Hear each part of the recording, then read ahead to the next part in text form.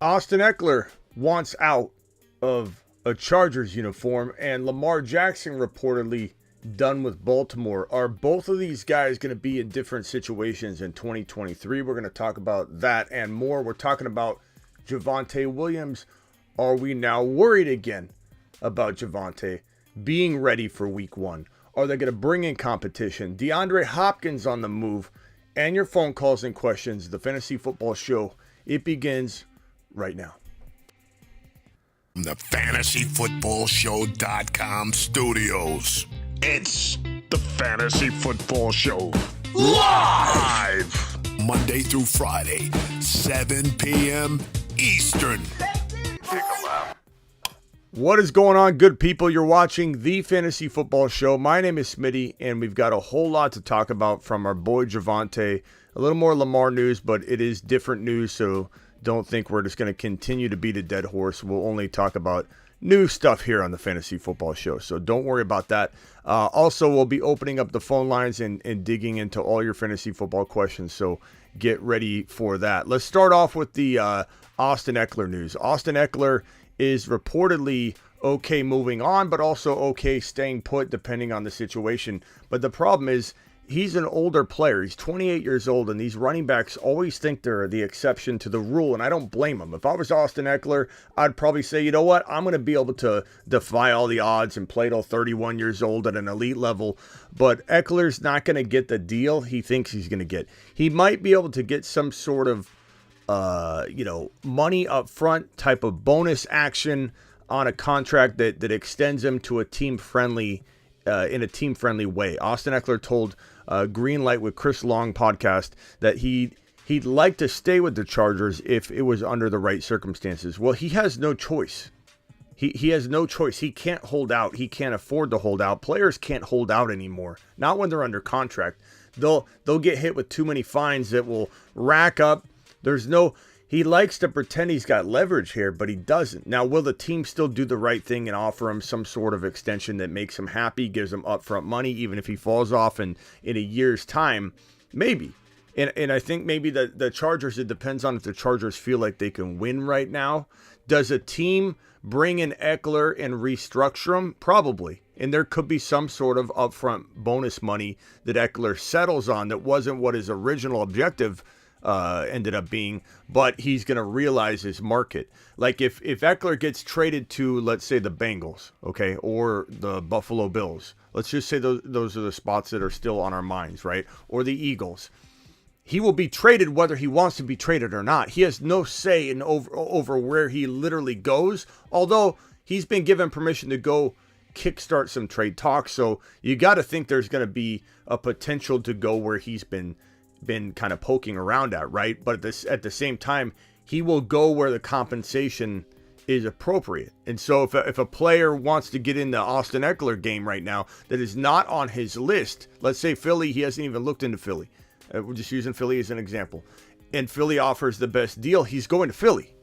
And I don't know that the Chargers were really all that excited about trading him, and they just wanted to appease him. He wanted to go out and potentially poke around at some trade ideas and concepts, and ultimately the Chargers are like, you bring us back an offer we can't refuse, or a trading partner that gives us an offer we can't refuse, maybe we'll accept it. But this is more appeasing Eckler, showing Eckler, the Chargers, that they're willing to work with him, maybe also giving him a little dose of what his market value is, similar to what everybody's saying about Lamar, that the Ravens are sending Lamar out there with a non-exclusive tag so that he can go test his value, which is doing very badly for Lamar because mainly Lamar doesn't have an agent and Lamar let all the opportunities slip through his grasp. But Eckler's going to get a hard dose of reality that a team may be willing to give a second-round pick for him to win now, but really under the contract that he already has, that they would restructure, maybe front a lot of it as a bonus or convert some stuff to bonus money, maybe give him a little bit of extra bonus or something, but really just make it a team-friendly deal.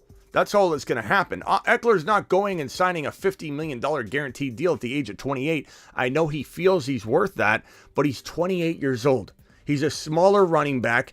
The odds of him playing at a top 5 fantasy football level, which indicates he's getting massive volume. So really what I'm saying is the odds of him playing at massive volume and staying healthy at the age of 28, which is the new 31, very slim to none chance. Slim being what? Let's call it 15%. Let's say not slim to none. We'll call it a very low percentage chance. 15% likely. And look, Derrick Henry did it at 28 last year, but he still was fighting the odds and he did it. But that doesn't mean you rinse and repeat just because Henry did it, because one player did it. 28 years old is the year you go in with maybe a chance that they can pull off a miracle, which Derrick Henry did. 29? No way I'm getting in that boat. So Henry, I'm sorry, but that's why Henry's ADP is also in the third round right now, because people realize that in general, he's a big risk. I will say I've adjusted and adapted my thinking, though. If Henry's sitting there in round 3 and he plays elite football for 10 games, he could still win you a league if you pick up the right kind of combination of players, especially in best ball, where you could have Javonte in round 10 come in late in the season and take over for injured Derrick Henry. Those things are all on my mind, and I will tell you, Derrick Henry's not the worst player to grab in round 3. But we've adjusted and adapted. He's no longer going in top 5 to 10 territory, let alone first round or even top of round 2. He's a 2-3 turn guy, Derrick Henry, and that's becoming acceptable to even me. Austin Eckler is still going at the top 5, 6, 7 overall territory, and give me Tyreek Hill every time. Give me Bijan over Eckler every single time. Bijan is quietly my number 1 overall running back in 2023, and you can at me all you want. You can say what you want. I do care what you think, but the hater, the Heath the hater, or Henry the hater out there, if you're upset over me telling you that a rookie running back named Bijan Robinson could be the number 1 overall player. Number 1, Henry. Number 1 as a rookie. Yeah, I said it. But Smitty, he hasn't. Volume's really loud. Smitty, he hasn't taken a snap yet. I don't care, Henry. I don't. But Smitty, you don't even know what team he's landing on. I again don't care, Henry. He's my number 1 quietly, as late as you can get him. I got a confession to make. I drafted him at 6 and 7 the other night in the best ball. I'm sorry. Oopsie. I did it. I told you not to do it. I'll take a lap. It might be time to say 6 is okay, people. And quite honestly, I feel like I would take him as high as I needed to take him, but I'm going to be quiet and careful and creep along and try and snag him at 6, 7, 8, 9 as much as I can. As much as I can. We're talking about Bijan. Eckler, I take Bijan over Eckler every single time. Smitty approved. You've just been Smitty approved. I take Eckler every single time. I'll go as far as to say, got him. Got him. You can trust in Austin Eckler at 5, 6, 7 overall value all you want. Congratulations. You want a cookie? Great. Leave a comment. Tell me how wrong I am. Tell me how Eckler's got 3 years left. And I'll continue to look at the data. I'll continue to trust my gut and my eyeballs that, yeah, could have me a year early. Could have me regretting it or saying, do I really regret it? Let me tell you something. I could really care less if I miss on Austin Eckler, because I believe I'm still going to nail the pick and player I select in the spot where I would have taken Eckler, and I'm deciding to pass on Eckler. This goes back to that. Even if I'm wrong, I'm right. Even if I'm wrong, I'm right. Leo says I Smitty approved myself. That's correct. That is correct. I Smitty just been Smitty approved. My own take. And Leo, even when I'm wrong, I'm not wrong, Leo, because if I'm wrong about Eckler, I'm still right about Bijan. Who's laughing now? You know, in a worst case world for me, we're both right. I pass on Eckler, you get him. I take Bijan, we both rock it out. You know what I'm saying? We both win in a best case scenario for upset Unger or angry Angus. that says that you need to love Austin Eckler, Smitty, you're going to be proven wrong. And then at the end of the year, Angry Angus is going to come on here and go, Smitty, do you feel stupid now that Austin Eckler had 14 played games? Yeah, I missed a couple, but he was an absolute monster down the stretch. He played 14, 15 games. Do you feel stupid? Actually, no, Austin. Angry Austin or Angry Angus, whatever it was. Angry Angus. No, I don't feel I don't feel anxious. I don't feel upset. I don't feel ashamed of myself because I landed Bijan, pal. I landed Bijan. I rode him all the way to the moon.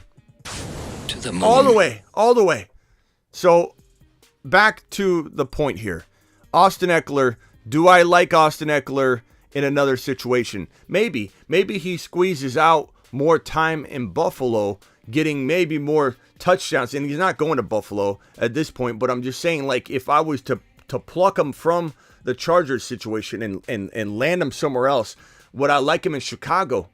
I kind of would. You know, you could say, oh, the Colts made it. I kind of like him there. Could he survive a little more if he's given less grunt work and they revert him back to a little more of the old Austin Eckler, the 700, 900-yard rushing Austin Eckler, not 1,300, 1,200. He's going to break. He's a smaller back, smaller statured, 28 years old, mileage through the roof. I don't care if he can do one-arm push-ups. That doesn't keep you on the field. Your body wears down. Your knees wear down. You're at 28 years old is the new 31. It just is what it is. And while I am okay with someone taking the gamble and proving me wrong and thinking that I'm all upset, I don't care about that, and I respect all your takes if you want to give him one more go. But if you think he's deserving of a new 2 to 3, 4 year deal, he's not, because he's an older RB that's smaller in stature. Do I like him in Chicago though?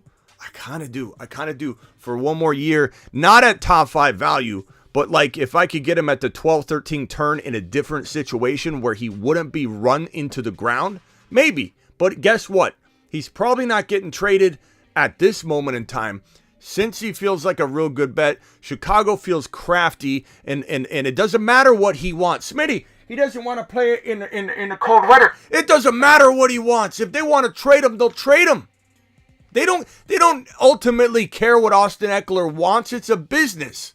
It's a business, not a get together with your buddies. This is a business, and if they want to trade him, they'll trade him. And if he's available for a second round pick, we're talking incompetence. If these teams won't go get Austin Eckler, won't go get even Derrick Henry, who I don't want unless he's in the fantasy football 3rd round. But even Derrick Henry, it's incompetence for teams not to go after these two guys for 2nd round or even 2 3rd round type of cost of entries. Unbelievable. So Eckler's potentially wanting out, but he would like to stay. He has made that very clear. But he also said in an interview that he's getting way underpaid. He can still he's still in the prime of his career. And that might be true for how many games, though? Not probably an entire season. So these guys are going to, look, I would think the same thing. I don't blame him. I'm different. I'm going to last till 33. Black Swordsman says Eckler isn't worth more than a 5th. I totally disagree with that, and I'm coming in strong against Eckler, bro. So you're way, way below Eckler than even I am. Lamar Jackson, there's new news on Lamar. Pro Football Talks, Mike Florio writes that a representative for Lamar Jackson has told other teams he's ready to move on from the Ravens. So this isn't just like, the Athletics writing an opinion piece. This is Pro Football Talk talking to a representative for Lamar, which is either Lamar or his mother. So this is coming straight from the source. It's got to be. He doesn't have anybody else working on the case. This is his mom or Lamar. This is his mom's fax machine that's in the kitchen by the crock pot. This is how they're communicating right now, teams and Lamar Jackson. Per the fax machine.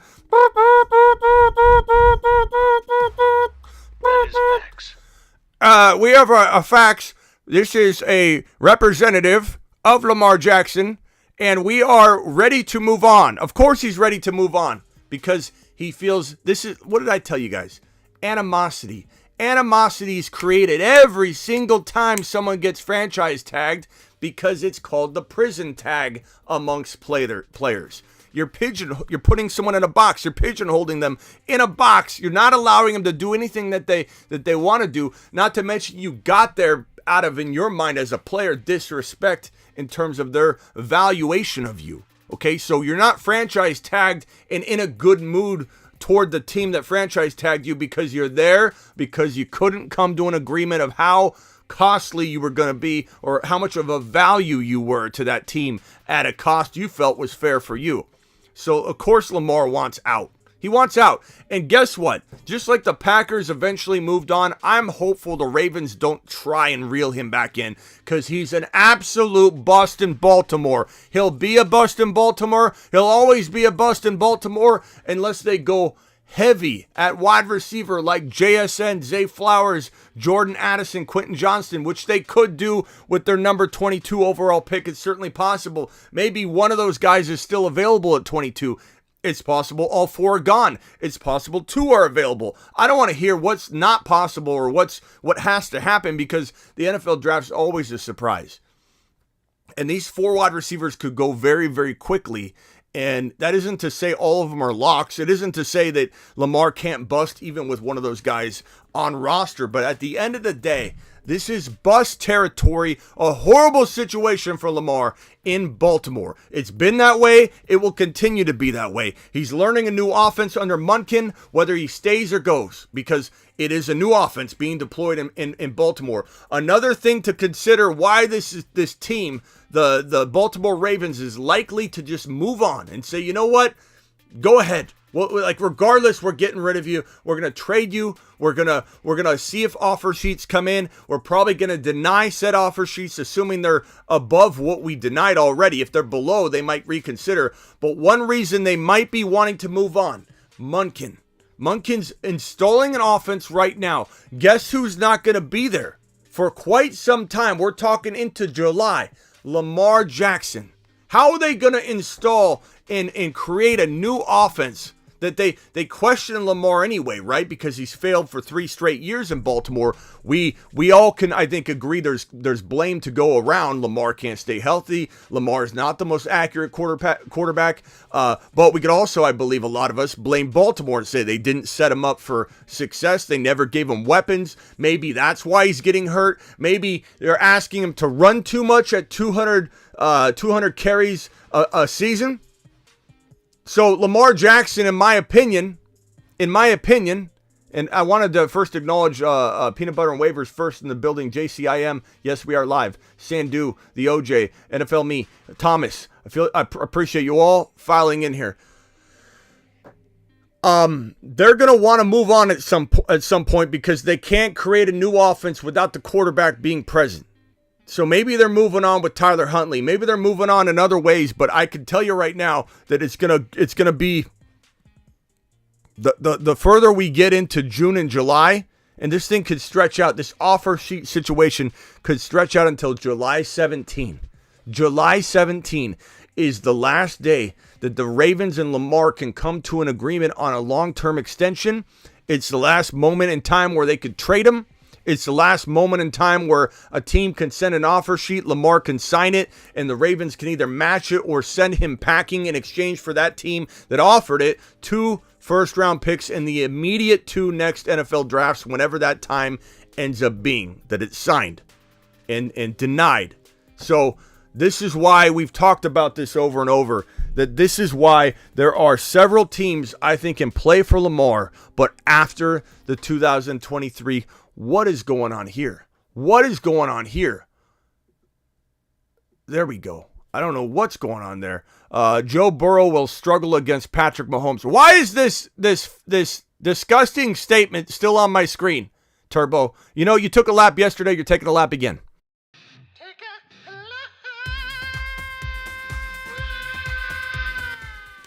Not my fault it was still there, Turbo. This is why I say Lamar Jackson doesn't have a lot of options right now. After the NFL draft, New England is in play. After the NFL draft, Indy is in play, not because these two teams can't be in play now, but because they do not want to give up their very early first-round picks. We're talking about New England at number 14. We're talking about Indianapolis at 4. They're not wanting to sign Lamar to an offer sheet when they have to surrender these first-round picks. And same thing for Detroit. If Detroit wanted to get in later, and a lot of you are going to say Goff's the best ever, whatever. Okay, I'd take Lamar. You can take Goff all you want. I know Goff did good last year. I really just don't. I don't want to have that debate anymore because I don't think Goff's better than Lamar. I'm sorry. I don't care what he did or didn't do in Baltimore. Goff in a Detroit Lion uniform will be very, very scary, and that would be an instant Super Bowl contending team. I believe that. Whether you believe it or not, I believe that. So Detroit is definitely a team that should be involved. I don't know that they will be involved, but going back to the Detroit Lions would not want to surrender their first rounder this year. The Colts would not. The New England Patriots probably would not, which means that at the end of the day, Lamar could be in play for these teams, but after the NFL draft. The two teams that can't even participate because they don't have first rounders in the offer sheet process are the San Francisco 49ers and the Miami Dolphins. Tennessee's also a player. Tennessee could be in play right now. I think Washington is also a potential player. Washington could be in play right now. So there's all kinds of, you can't even see that. There's all kinds of teams that could pop up. Tennessee's clearly interested. The Colts could be interested, but this is going to be one of those things where the NFL draft is approaching pretty rapidly. We're almost near a month away from the NFL draft, so we literally could be in a holding pattern until after the draft and see a team get excited about acquiring Lamar Jackson. DeAndre Hopkins, we got a super chat here. Do we have any more super chats? Let me get the super chats out of the way. Thank you for the super chat. This is from Feather. Feather says, in Dynasty, do you prefer snake style or third round reversal? I hate third round reversal. I think it's, look, I don't like it. I like traditional. You get the number one pick, you have a good, nice, huge advantage. Third round reversal is ridiculous to me. I understand it's trying to level the playing field, but if you continue to keep trying to level the playing field, like, let's add a second quarterback. Great, that was fun. I like Superflex. It did its job. Okay, let's make it PPR for wide receivers to make wide receivers more valuable than running backs. Then all of a sudden, wide receivers are too valuable. Now we got to give running backs half a point per carry. And then all of a sudden, now we got to make double tight ends. Or now we got to make tight ends 2 points per reception. And you just get carried away. And you keep adding to your scoring.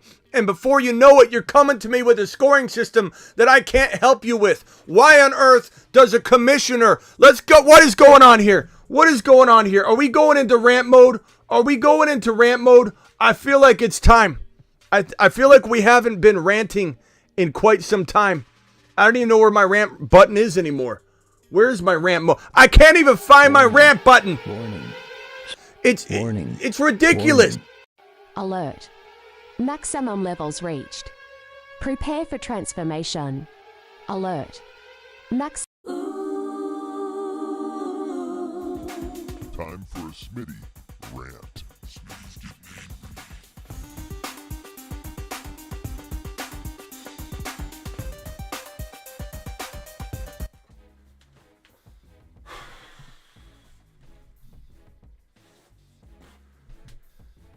I gotta tell you, I don't know how to help some of you commissioners out there that run these ridiculous scoring formats.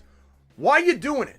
How am I supposed to create content for you? How are you supposed to get content for you, provided for you, when you do a league that's got 2 quarterbacks, half a point per carry? You get negative points if your player shows up to the field to start off with. You get all these crazy tight end points where a tight end gets 2.5 points per reception, and you get long bonus points for catches for running backs only. How am I supposed to provide content for you? I couldn't even play in your league successfully in year 1, and you're coming to me for advice. Stop tweaking with fantasy football regular scoring. You've done it enough. When I was an old dog in the industry, it was hard enough to get used to PPR. I did.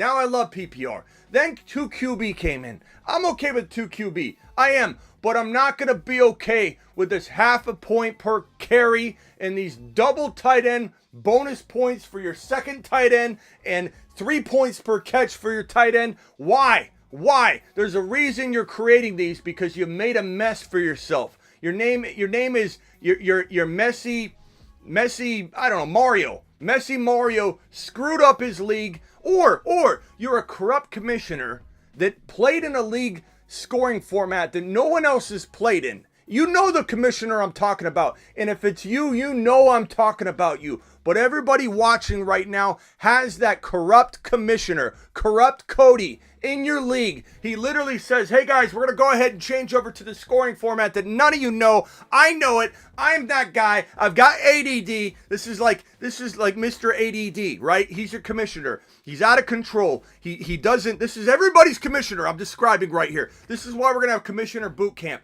But crazy Cody, chaos Cody, he is corrupt Cody. He decides what to do because it benefits him. None of you have played in this format before. He runs the league like an anarchy dictatorship, and he decides what happens. He overrules trades instead of allowing everybody to just trade in general or have a trade veto process that at least is fair. Cody's corrupt, and you need to send him to my commish school boot camp. We're going to do it live. We're going to do it live. We're going to have a little boot camp, and you can get it. You can get your commish Smitty approved. And I will go over all the rules. I will go over all the do's and don'ts. I will make him a commissioner of the people by the time he's done with the boot camp. Commissioner boot camp, inbound. But stop. Enough with your crazy scoring. It's ridiculous.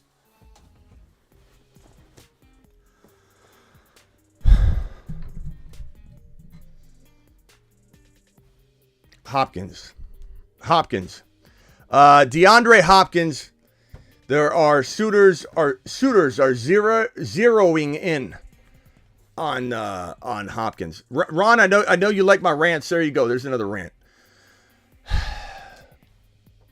Lamar Jackson. Suitors are closing in. Who are the suitors? Who could be the suitors? You thought they were going to be New England still potentially in play. And I don't like that location unless they get Lamar. And like Belichick yourself and I discussed earlier yesterday, and I believe the day before, that New England's one of my dark horse locations for Lamar, because Bill Belichick doesn't care about this corruption scheme of boycotting that people think some of the owners are involved in. And there could be a couple involved in that, but it's not a grand scheme. QB poor teams don't care about what the QB rich teams tell you about not going after Lamar. Hey, this is Beach. These are all the GMs that have good tight ends, by the way, talking. Good quarterbacks. I'm sorry, good quarterbacks. We want you to not go after Lamar Jackson, okay? Yeah, don't worry about why. It has to do with contracts. Yeah, that's what it is. Yeah. We got Mahomes. Don't worry about him. We gave him the biggest contract known to man. But we're here to tell you that you're not allowed, according to the big boy club rule, to go after Lamar and give him a guaranteed contract. Not to mention that you could just offer something, right, that's not fully guaranteed and prove a point that way. But let's pretend that idea doesn't exist. It's ridiculous. It's ridiculous. But even if it's true, Bill Belichick ain't following those rules. Bill Belichick doesn't care about the big boy club. Bill Belichick isn't going to listen to other GMs, and he'll do what he wants, or he'll walk away. Bill Belichick, I only like this move, though, to New England if you're getting Hopkins, okay? Hopkins, so Lamar and Hopkins. So if you preemptively go get Hopkins, I love New England for Hopkins landing spot with Lamar. But if, let's say, Hopkins goes there and there's no Lamar, or let's say Lamar goes there and there's no Hopkins, I don't like that. If they, with the number 14 overall pick, let's say they draft Zay Flowers, or they draft Jackson Smith and Jigba, and they get Lamar. I love that. But if Flowers isn't there involved, or Quentin Johnson or Addison, maybe Addison and Lamar. Addison is great. Addison is fantastic. Addison and Lamar. that would be fantastic. But if it's one or the other, if it's just Hopkins and no quarterback, if it's Addison and no Lamar, or it's Lamar with no wide receiver, then I don't like it. But New England is definitely an option for Hopkins if we're talking DeAndre Hopkins, which is what we're talking about right now. Hopkins. I feel like Chicago was and still could be. I get it that they got DJ Moore, and I like that. But Hopkins for a second-round pick, you'd be crazy not to hand Justin Fields, a mobile quarterback who throws outside the pocket, the number one wide receiver in the league in terms of catching the football when his quarterback is scrambling outside the pocket. That is what DeAndre Hopkins specializes in. So this is absolutely the best landing spot, I think, in the entire National Football League for DeAndre Hopkins. They're not trading him in the NFC West, so we'll move out of that territory. The Panthers, probably not. Saints, I mean, you never know, but probably not. Bears, like I said, yeah, maybe. Packers, wouldn't it be crazy if the Packers went after a wide receiver after all this time? Let's give Jordan Love all the support we can give him. Let's give him multiple wide receivers. Let's go ahead and do it. I can see the Green Bay Packers screwing Aaron Rodgers through that little side move there. The Lions, nah. The Vikings, I don't think it happens. The Commanders, no. Giants, New York Giants. New York Giants are a fantastic landing spot for DeAndre Hopkins. Give Danny Dimes a weapon like that could do both of them some good. Cowboys no longer probably in play, right? After moves that have been already made. They kind of almost like, I don't want to say seal the deal, but they maybe take Hopkins off the table. The Eagles probably not. The Broncos, maybe Denver moves one of the wide receivers. There's a lot of rumors about maybe one or both wide receivers getting kind of shopped around, right? Maybe they go after Hopkins after that move. Totally possible. I mean, Russell Wilson to Hopkins would be very, very interesting. Raiders, I wouldn't surprise me if the Raiders just went and got more weapons so that they can't use them. It really wouldn't. Is anybody going to be shocked if the Raiders go after DeAndre Hopkins? It wouldn't. It really wouldn't, because they would just be wasting them away. There's no way Jimmy G can facilitate the football to any of these weapons, so it would be ridiculous. The Chargers would be unreal, okay? Give Justin Herbert. This is one of my other favorite locations. We're going to circle my favorite locations.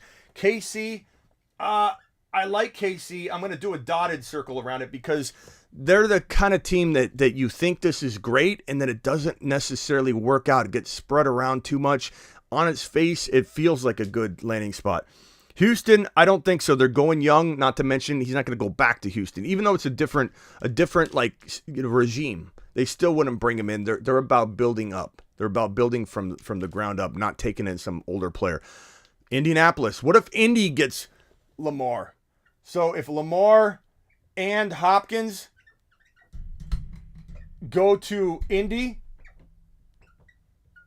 that would be phenomenal. Lamar and Hopkins to Indy. I would love that. I would absolutely love that. Indy's potentially in play. I won't circle them unless under the assumption they were going to get Hopkins or they're going to get with that number 4 overall pick. I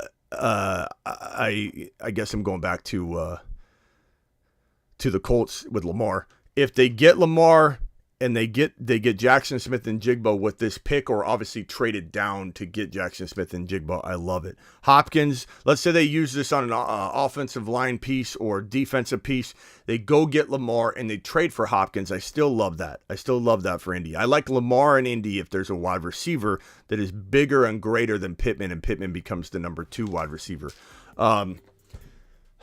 Titans, look, if the Titans got Lamar, same concept. If they got Hopkins and Lamar and they kept Henry, it's something to think about. And then the Jaguars. Jaguars, no, probably not. There's too many mouths to feed. Hopkins to the Browns. I've heard people rumor that, but I don't like it. I don't necessarily want it. I know he'd be right at home with his boy Deshaun Watson, but there's a lot of mouths to feed there at that point with a quarterback I don't fully trust is the same quarterback he used to be. But that would be one way to get him potentially, Deshaun Watson, back on track. But I don't know that it'd be great for Hopkins. Cincinnati, why not? I mean, I don't think we'd love it for Jamar, but I think Jamar could survive anyway and still be the go-to guy. But like for Burrow, that would be to the moon, right? It would kind of hurt. It would kind of hurt the wide receiver room a little bit, but it would help Joe Burrow. Baltimore, if Baltimore keeps Lamar, they could go after Hopkins, I suppose. The Jets, why not? Why not? Why not? I would do it if I was the Jets for a second round pick. You've already crushed the draft, in the past. You don't necessarily need to crush everyone. Go get Hopkins and win a Super Bowl. I would do it. Similar to the Christian McCaffrey thing. A second and third and a fourth rounder was highway robbery for Christian McCaffrey, and teams sat on their hands, and the Niners just walked in and stole him away. Like, even if you don't totally need him, Hopkins to the Jets would be smart for the Jets. They would win a Super Bowl. Again, New England we talked about, so I'll put New York on here. New York Jets. Dolphins, probably not. Bills, honestly, I don't mind the Bills. That would be a good potential landing spot. Those are the potential Hopkins landing spots, okay? I've circled the ones I absolutely love. I probably absolutely love this one too. So I kind of absolutely love this one too. I kind of like them all, bro. Just depends on Lamar. Giants is pretty good. Just depends on what's going on. All right, let's go back to the news board here, and let's get to Javonte, and then we'll open the phone lines up. Javonte is a curious case of Javonte Williams 2023, right? And there's 170 of you in here. Please punch that thumb up button on your way in the door. Please, we got 49 people that have wiped their feet appropriately with the thumb up button. Please punch that thumb up button. Let's get those eyeballs of 171 to match the thumbs up, please. There's a good chance the Broncos add a running back in the draft, according to The Athletic. Now, let's keep in mind this is, again, an Athletic opinion report. But the problem is we've heard all kinds of different things, and some of it has been unconfirmed to a significant degree. He's going to start the year on the PUP. Not totally confirmed, but a big fear we all had anyway. Then we got a report after that, weeks and weeks later, that Javonte Williams is actually on track for week 1.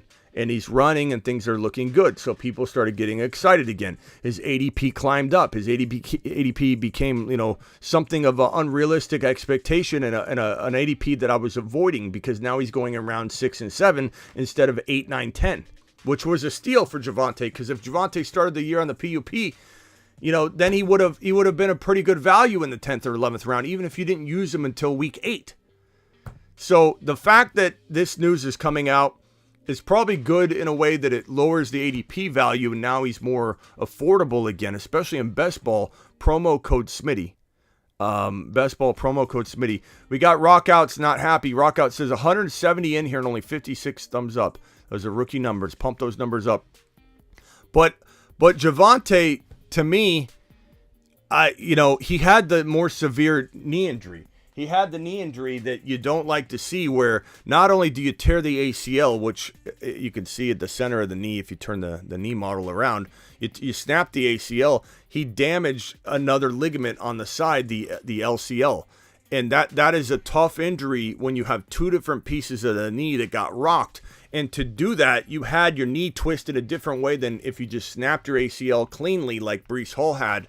And Breece Hall's way ahead of schedule. Breece Hall's probably going to look like he never tore his ACL to some degree. And Javonte, I'm not saying that's still impossible for Javonte to get there, and we certainly get behind him if we got good reports, right, that said Javonte's going to be as good as new by week 1. If we got confirmed, hardcore, concrete reports we believed in, and we heard that his LCL is not even an issue anymore, and it was just really the ACL recovery at this point, we could get behind him and say, you know what, if we're behind Breece Hall, we can get behind Javonte Williams. The problem is, I get a bad feeling that he's not going to be ready, and he's going to be more of the J.K. Dobbins, barely even potentially thought to be capable of playing week 1, so therefore he's not playing early on. He maybe even comes and goes a little bit, right? Then they put him on PUP. He goes missing for 4 or 5 weeks, and then they bring him in, and guess what? Sean Payton's not going to be like, oh, we'll just have a random Joe in the lineup. He could bring in they could draft a Sean Tucker. They could draft a very serious threat for carries. And I'll tell you right now that if Sean Tucker's drafted by the Broncos and he lights it up in the first month of the season, you have a problem. And Javonte Williams, unfortunately, injury can take a player's career down. It can literally ruin the opportunities that you once had in front of you, and it sucks. I can't tell you how upsetting it is for me to even say there's a possibility that Javonte Williams may never become what he could have become. Hackett ruined him. I know the ACL injury itself was hard to blame on Hackett, But maybe if Javonte was already full go, he wouldn't have been in a position to tear his ACL in that moment in time. And it upsets me that Hackett ruined him. It upsets me that Hackett ruined him. This guy would have been a top 5 running back, I have no doubt. I'll take it to my grave. But we do have to acknowledge that there's a lot of risk at this point. And if you're drafting in round 6 or 7, like we've seen on Underdog, promo code Smitty, link in description. We're going to mock draft at some point tonight. We're going to mock draft at midnight, about 12:30 tonight. Or not mock draft. We're going to live draft. Best ball draft. I keep saying mock draft. We got a live best ball draft tonight. Promo code Smitty. Link in description. If you aren't signed up in enough time, like right now, and you just show up tonight, you're not going to get in time. So let me drop the link here in the live chat as well. So there's the link right there. Sign up now. Get signed up ahead of time. So you can draft tonight and participate because the spots go like this. But Javonte in round 8, 9, 10 was safe. Even if he missed half of the season. Like round 10 was okay. Round 6, 7, no way. You can't take a guy you don't know is going to even be there for the first half of the season, let alone that his job will be there once he's ready to come back. You just don't have any assurances whatsoever. I hate to say it, but it is what it is at this point. What better way to spend my birthday than watching the best football channel and drinking some cold drinks? Happy birthday, Christian. Christian is the man. Christian, happy birthday, my guy. Salute to you. Thank you for the super chat. Attaboy. Appreciate you. Happy birthday, my guy. How old are you today, Christian? How young are you today? Javonte, avoid until further notice. We're going to go to the phone call segment. Isaiah McKenzie, real quickly, formerly of the Bills, signed with the Colts. He's a good little receiver. This Lamar Jackson news, the Colts did not rule out opening discussions for Lamar. Colts could be in play, like I mentioned earlier. This is the Austin Eckler piece right here. I'm moving things around all over the place. Let me put that back. Sorry about that. Austin Eckler. Here's this piece of news on Austin Eckler where he's saying that it's not like, oh, I hate the Chargers and I need to get out. Let me read this in the megaphone voice. Here it is. Austin Eckler. It's not like, I hate the Chargers. I need to get out of this organization. I need to leave. That couldn't be further from the truth. I would like to stay under the right circumstances if they overvalue me, is what he says. Look, I mean, it's criminal that running backs get underpaid, but unfortunately, they can't backdate the payment to this guy and pay him what he's deserved, the entire dominant little stint he's had the last 3 or 4 years. He's not going to be what he once was very soon. Very soon. The drop-off's going to happen quicker than he likes. And maybe he knows that and he's smart to try and get it, but he's only going to get some sort of upfront bonus type of extension that will be very team-friendly, which he could definitely do. And maybe that's worth trying, right? I'm not saying he can't get done what he's trying to accomplish. He might get like an extra 5 or 10 mil just from getting traded. You know what I mean? So good on him if he pulls it off. But definitely feel like it's not something that is going to be easy for him to pull off. Okay, let's see here. Cam Newton, I can't wait to throw at Auburn's Pro Day. This guy is going to try and get back into the league. To be completely honest with you, I know some of you are going to think this is crazy, but I agree with him that there are a couple starting quarterbacks in the National Football League that he's still better than. That doesn't mean he's a top 20 quarterback. He's not. He's not a top 20 quarterback. And in the right situation, I could see him doing okay. Is he better than Mac Jones? Probably. You can laugh at me if you want. You could say Cam's washed. Will Cam stay healthy? Probably not. But do I trust Cam Newton under center more than Mac Jones? Yes, and the Patriots shouldn't have released him when they went in the direction of Mac Jones, because he actually had a pretty good preseason when he was released and cut, if I remember correctly, and we were all kind of shocked. Why did they cut him? Why did they cut him? He just had a good preseason, because they wanted to go all in on Mac Jones. But I'm telling you right now that I would rather have Cam Newton than Jimmy Garoppolo. How mad does that make some of you out there? How mad does that make some of you Jimmy Truthers out there? I'm sure you're steaming right now in your pants. I'm sure you're upset as can be because Smitty just said he'd rather have Cam Newton than Jimmy Garoppolo. But guess what? I would. 10 times out of 10. And I'm not apologetic for it. I'm not saying Cam's a top 20 QB. Please don't misunderstand what I'm saying. What I'm saying is Jimmy G isn't either. And Jimmy G ain't staying healthy. And this winner is going to be proven to be a coattail rider. And that's not his fault. It's just that it's the facts. And Cam probably deserves to be a backup somewhere for sure. Living Legend, you can call in again, pal. Appreciate you. Let's see here. DeAndre Hopkins comes into focus. They're all ramping up. This is what I talked about earlier. Similar to the Brandon Cooks trade, he would have an altered contract if traded. That is definitely probably true. Phone lines are open. Living Legend, call in. Living Legend, I missed your call. Dial in. Call into the show. Call into the show. Mike is celebrating 4 months as a YouTube exclusive member. Smitty, why are ACL injuries usually non-contact?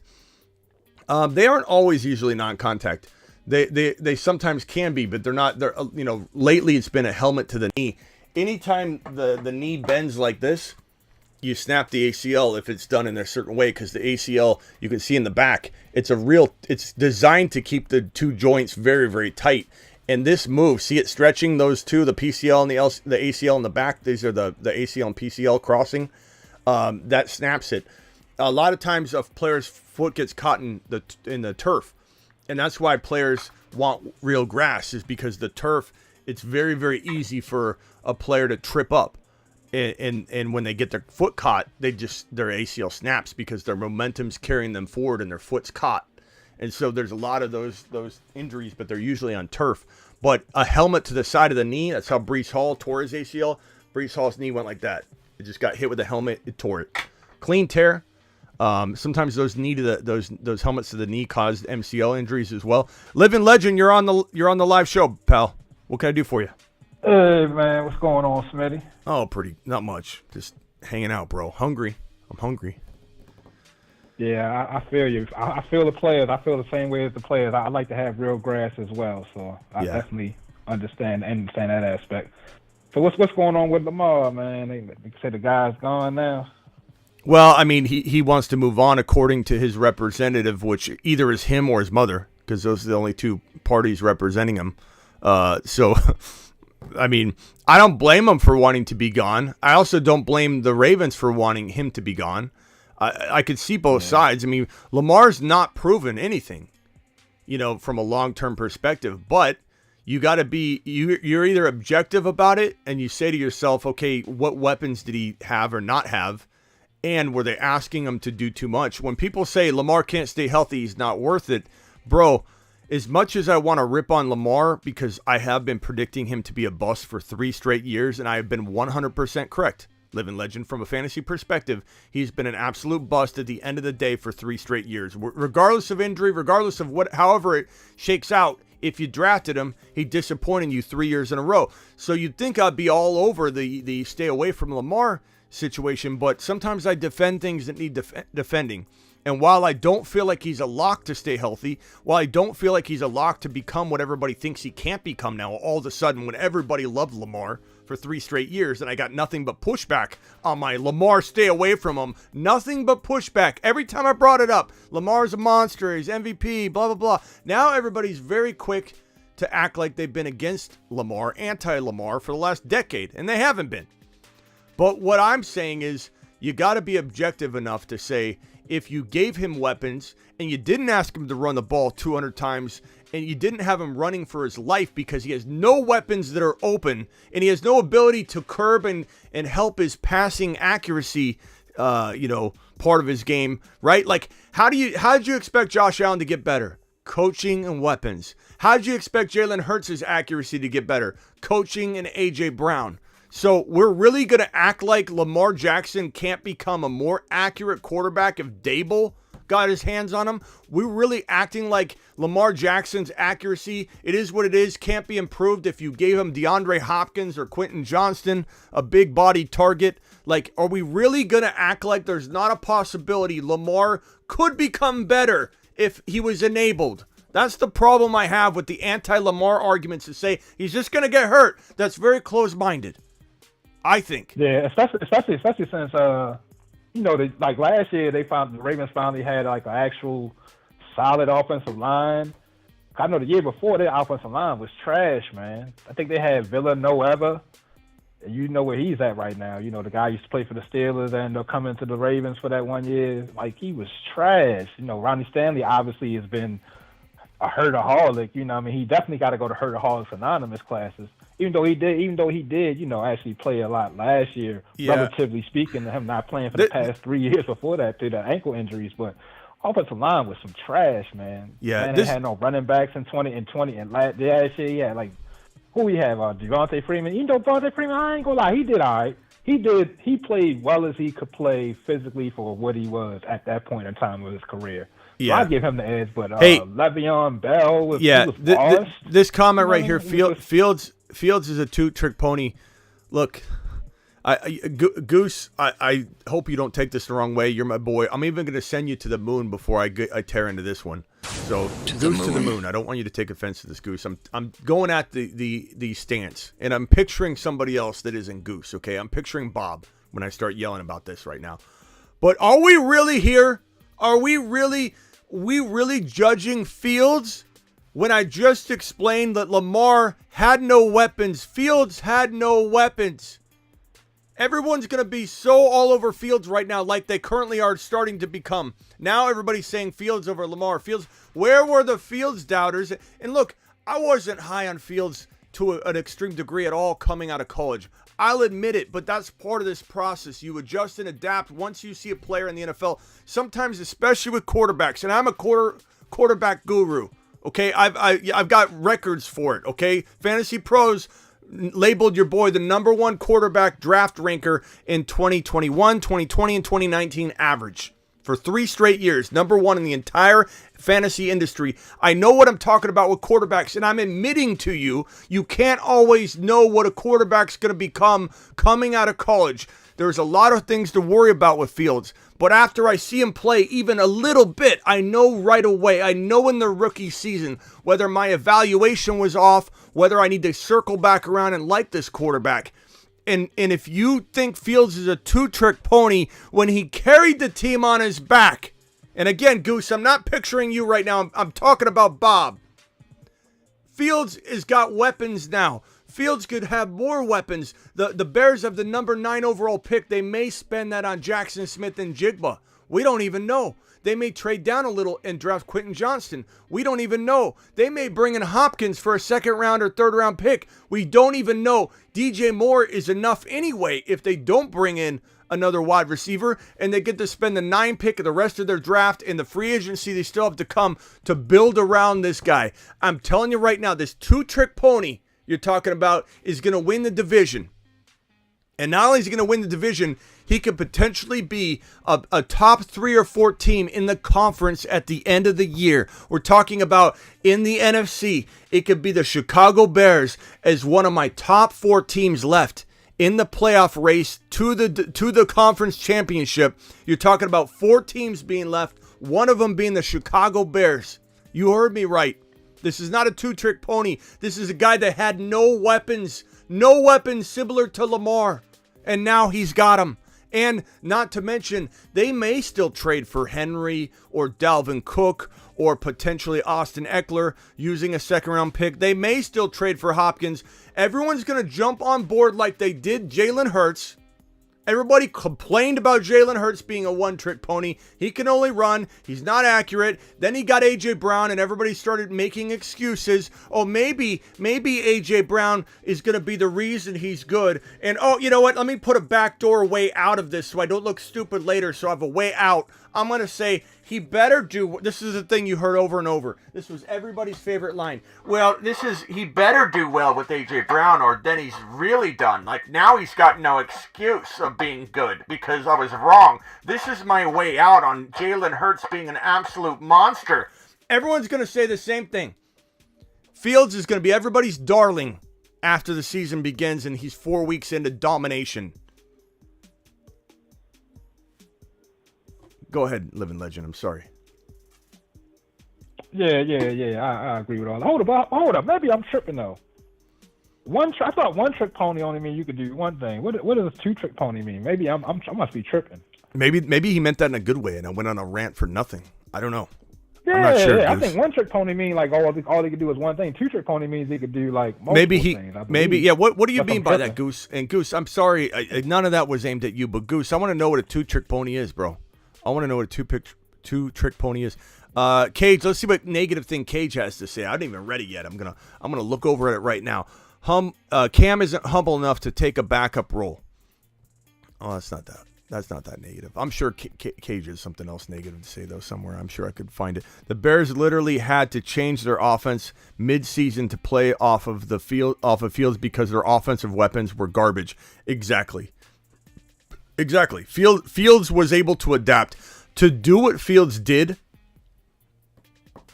I don't think people understand how special it was to do what he did without weapons. To literally be a team that was scary to play. And they had no weapons. And he got hurt because they ran him into the ground. That's why. And what happened to my man? 'Cause I thought my man was going to do good last year. My man Mooney. You know, I love Mooney, man. I don't know what happened with Mooney last year, man. That was my guy, man. Prime call in on this. And explain to me how this is different. Please call in, because Philly was a disaster. Philly couldn't get it right. Philly was doubting their quarterback more than Fields is doubted because Fields has the support of his team. But both teams contemplated maybe going into the draft, maybe drafting a quarterback. So in a way, Fields didn't get public support he should have entering this draft when polls started to talk about, hey, maybe we'll draft a quarterback. I know some of that was posturing, but that still is a hit to the ego when you hear that. So, Prime, please call in and explain how this is a completely different situation.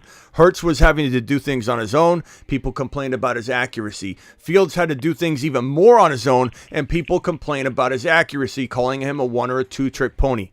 So tell me how it's different, because it really isn't. It really isn't, Prime. It really isn't at all. I think it's a Spider-Man meme. You know what I mean? I think it's the same situation as it was last year with Hurts. It is. Spider-Man are pointing at each other as we speak on this topic. Bam says, what's up, Smitty? Likelihood of both Lamar and Eckler ending up on the same team? Probably slim, bro. But, anything's possible. That would be crazy. That would be crazy if it happened. He has two tricks. Eckler still running back 1 for you, though? Who? Eckler. No, I have a feeling Eckler, it depends where he goes, but I have a feeling Eckler is going to have a bad, an injury-plagued season. He might be fire for the first month, though. But I think at 28 years old, I'm avoiding him at top, 6'7" talent. Hold on 1 second, Mario. I'm going to come to you in a second. Living Legend, stay right there.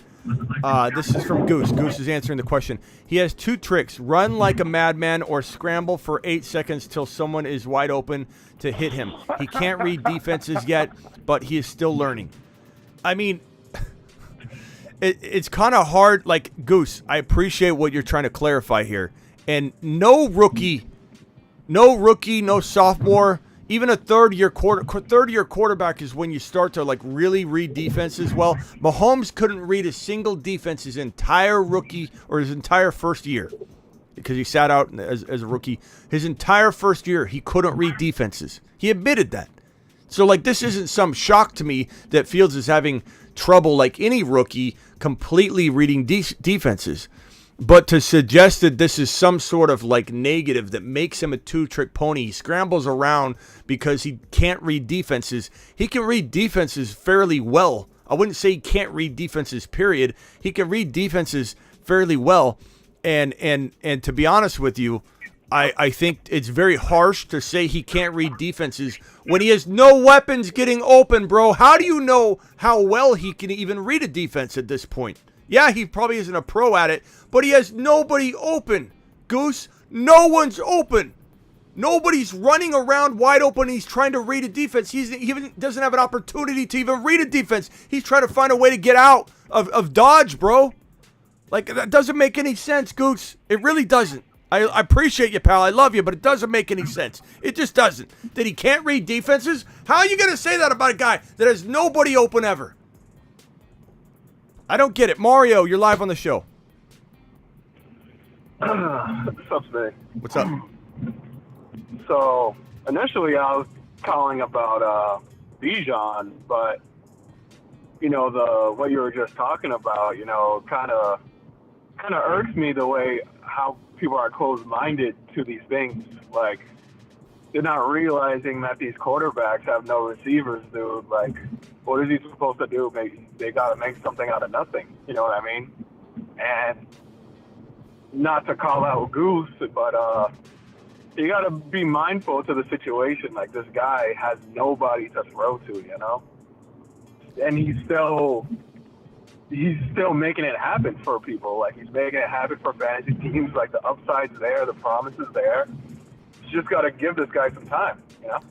I agree. I think it's ridiculous to judge Lamar solely on his situation in Baltimore. It is so annoying, though, bro, when someone comes in and goes, yeah, we'll be, look, we're how long are we into the show? We're an hour into it. Exactly. We're 1 hour exactly into the show. And someone's going to stroll in, and maybe they haven't watched the entire show, so we give them the benefit of the doubt, but someone's going to stroll in and go, yeah, Lamar's not accurate, and Lamar Jackson, he'll never stay healthy. Those are the two laziest comments about Lamar you could actually think of. Two of the most lazy statements about Lamar.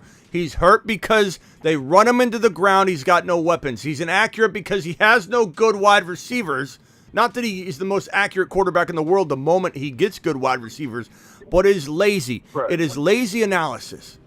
Absolutely lazy. Yeah. It's just, like, his number one receiver is Rashad Bateman, dude. And it wasn't. Who didn't play. Yeah. And he ended up not even being his number one. Yeah, come on, dude. Like, let's be real. Let's look in the mirror. Like, just realize that you're just a Lamar hater. And when he goes to a new team, gets the weapons he has, and has a resurgence of this dude's a former MVP. You know what I'm saying? He was a former MVP. And when he had, who was it, Hollywood Brown, like, he turned Hollywood Brown into, like, whatever, a top 8 receiver or something. Yeah, it's crazy, bro. And then what they do? They trade him away. They trade him away after he did that. Cage. They trade him away.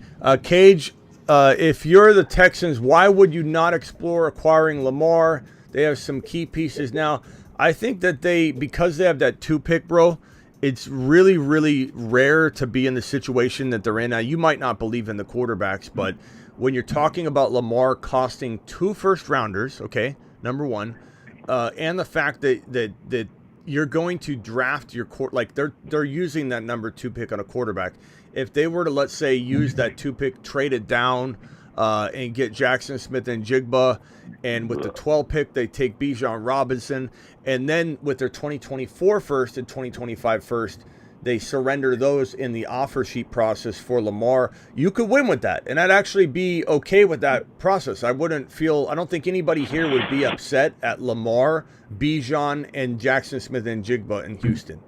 But if you're the Houston Texans right now, and they're trying to build slowly, and they've got a plan of attack, and that plan is they take their quarterback at 2, somebody maybe they believe will be better than Lamar, and that's on them. Like, you can't judge a team for saying we like Bryce Young more than Lamar and he'll be better than Lamar, or we like Stroud better than Lamar, or we like Stroud, or we like Anthony Richardson to be a top 5 or 6 quarterback in the NFL. You can't blame a team for having that thought process, right? So if they get this cheap quarterback at number 2 overall, they still get Jackson Smith and Jigba. Maybe they miss out on the Bijan part that you would be allowed to do if you were to keep the 2 and the 12 to not use on quarterbacks. But then you have Pierce getting, he's wasting away. So I understand why you would look into it or talk about it, but at the end of the day, you're going to have a cheap team, and you're building. You've got Pierce, very cheap. You've got your quarterback, very cheap. You've got your wide receiver, if you draft one there, very cheap, and you're going to still build next year, and Houston could be doing it right. So I understand why they're doing it. I'm not saying I don't get why you would want to potentially explore it, though. Bruce, you're live on the show. Hey, Smitty, I just wanted to get in on the Lamar topic. Yeah. I know his and pretty much the Ravens with their offense. We seem like Bateman. He came out and tweeted that you don't use us properly. Do you think that is a thing that they actually did in not using their receivers properly, and that's why they couldn't do anything for Lamar, or is it They just weren't that good. I think that's a combination of a lot of things. I'm being honest and telling you that part of it is Lamar's fault. You know, Lamar clearly, even his decision making on getting an agent, not getting an agent, having the attitude he has, who knows how that's trickled into the locker room, how that's trickled into the relationship between him and ownership and management. It seems like he doesn't make the best decisions sometimes. So there is some negative to throw at Lamar. Like, why are you doing this? Why? He appears to be a very difficult person when you're talking about logical things. Like, that's just my assessment of Lamar. But at the same time, yeah, when you hear the wide receivers and Lamar both complaining about the organization, okay, and you hear Bateman and others say that they blame number 8, they blame Lamar, they don't use the wide receivers properly, they don't enable them. When you hear those kinds of things from more than one player, and you hear it from the entire room, the 2 rooms that we're talking about here, it makes you question whether there's more problems behind closed doors than we'll ever know. And so, yeah, I do kind of put 2 and 2 together and say, even though I have no direct knowledge of some of these claims, the team and ownership, how they treat the wide receivers or how they misuse everybody in general. We've seen it. We've seen them think they're going to deploy one of the better running crews in the National Football League, and their entire running back room has ACL tears. You know, so like, I believe Bateman. I believe Lamar. I believe those guys because we've seen with our own eyes Baltimore continue to misuse their players. You get Hollywood Brown finally built up. I saw a comment in the chat saying he's only had 100-yard season. I think this is from Prime. Prime, how is it always your comment, bro? He said Marquise Hollywood Brown had 1,000-yard season. I don't only had 1,000-yard season.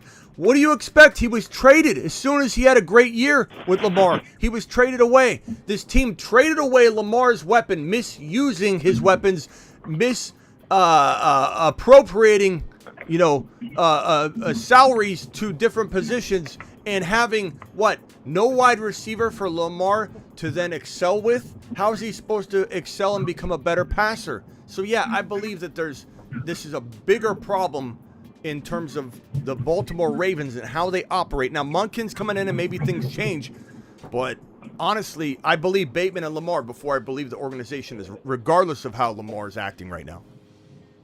But to your point, Smitty, I would have to say this. I'm going to add on to what you're saying.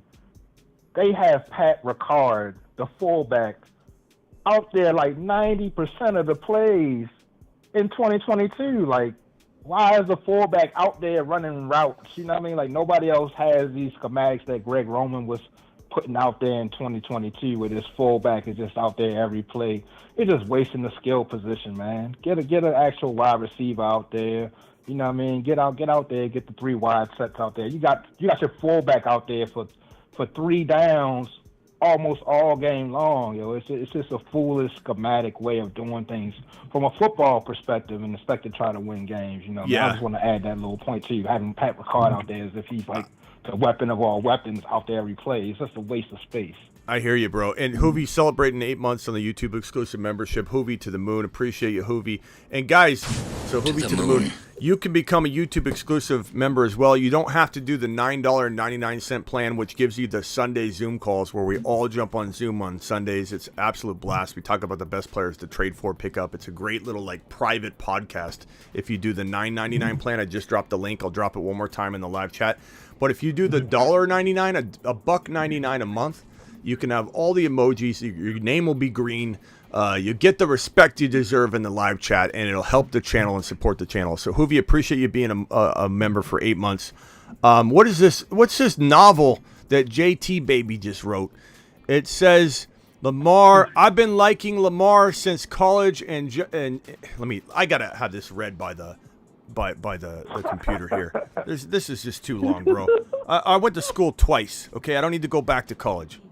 Been liking Lamar since college and Justin since high school. If you give them both weapons to work with, they both can get to a Super Bowl. I've seen nothing but straight DAWG mentality from both QBs. Straight DAWG mentality from both QBs. I like it. I thought this was going to be a negative Nancy comment because it was all caps, but he's yelling in a positive fashion. Appreciate that, JT baby. Thanks for dropping it. What else you guys got on the phone line here?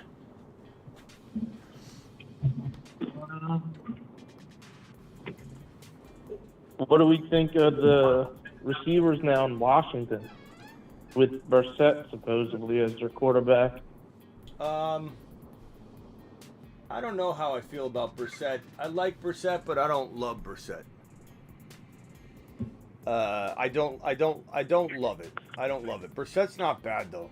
Like honestly, and I know everyone's gonna think I'm just a Jimmy G hater and that's all I talk about, but I'd rather Brissett than Jimmy. But I feel like I know Bruce, you don't like to hear that, but Brissett at least. No, I'm a Jimmy G supporter. I know you are. I know you are. But I think I'd rather have Cam Newton. I'd rather have Brissett. I'd rather have Stetson Bennett and the rookie quarterback. That'd probably go in the second or third round. I kind of like Stetson Bennett, to be honest. Lamar might be the most underrated QB in the league. Sandu, you're correct if he's in the right spot. But if he goes back to Baltimore, bust. And that's proof that situation is king. How is the quarterback in Washington says who that, what that. And I agree with him. For right now, Howell's going to have to be unseated.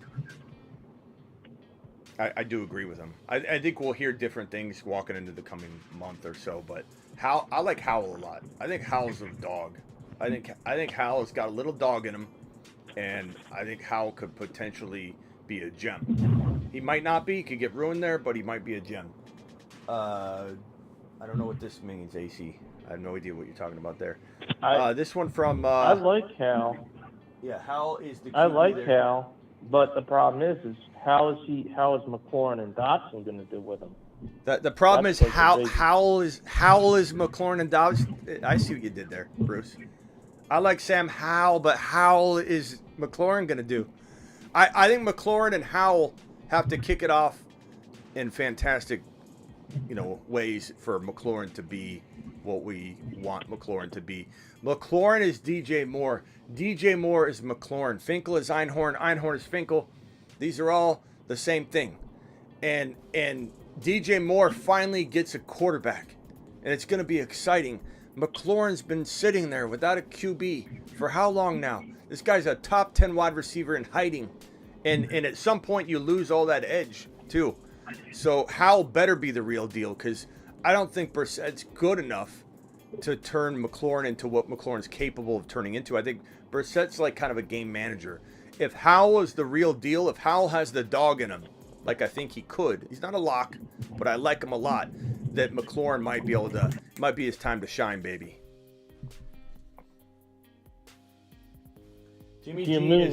Jimmy G is so slept on. Watch what he does this season with McDaniels. Jimmy G sleeping at the wheel, bro. That's the only thing sleeping is Jimmy G at the wheel. But appreciate it anyway, Cage. Tyler says McDaniel loved Tebow on his way to wrecking another organization. I think it's so funny that anybody thinks Jimmy G... Sorry, Bruce. Bruce, put your earmuffs on. I just don't... Like, I appreciate your opinion, Bruce, and I'm not going to go at you if you like Jimmy G. You're respectable. You do it in a respectable way. Sometimes I don't, maybe, and my show, so I guess that's the way it is. But I do believe that Jimmy G can't possibly... Like, it's almost like hand him Davante Adams, who's a field stretcher. It's like handing a race car, like, motorcycle wheels. Like, it doesn't, like, even if Jimmy G you could get the most out of him like Shanahan did, and you could mask all of his deficiencies and have Debo, do a lot of the work, and Jimmy G just be the quick release, which he does have a quick release because he's getting rid of it really quickly because he doesn't want the ball. He's like, take it, Debo. But, like, Jimmy was good at that. I agree. Shanahan knew how to get the most out of him. But the problem is going to be that this guy Davante Adams isn't that player. You could convert him into a wide back type of wide receiver and maybe get the most out of Jimmy, but will the Raiders do that? I don't think they want to do that. I don't think they need to do that, but unfortunately for them, they need to do that because Jimmy G, the longer Jimmy G holds the football, the more likely of a turnover or an injury. And so if Jimmy G's not going to do the quick release thing, and he's going to be a drop back passer in Las Vegas and try and hit these weapons that are supposedly going to somehow find a way to produce, I have a feeling Jimmy G's getting rocked, especially given the fact that I think they're not gonna be scared of Jimmy G threading the needle downfield. They're gonna blitz this man. He's gonna see different schemes than Carr would have ever seen, and Carr had trouble there. Aaron Rodgers would have had trouble in Las Vegas from a winning perspective because the defense is trash. He's a placeholder. Jimmy G wins. I've heard that before. That a boy, Jimmy G does win. I've heard that one before. Jimmy G wins. Winning's a team stat. The Bears really need to get a cold tight end or slot receiver in the O-line. The Bears got Kmet. Kmet's okay. I like Kmet. I think Dalton Schultz would have been great, but Kmet's fine. I think Kmet's fine. He's a good tight end. He's a good sneaky tight end.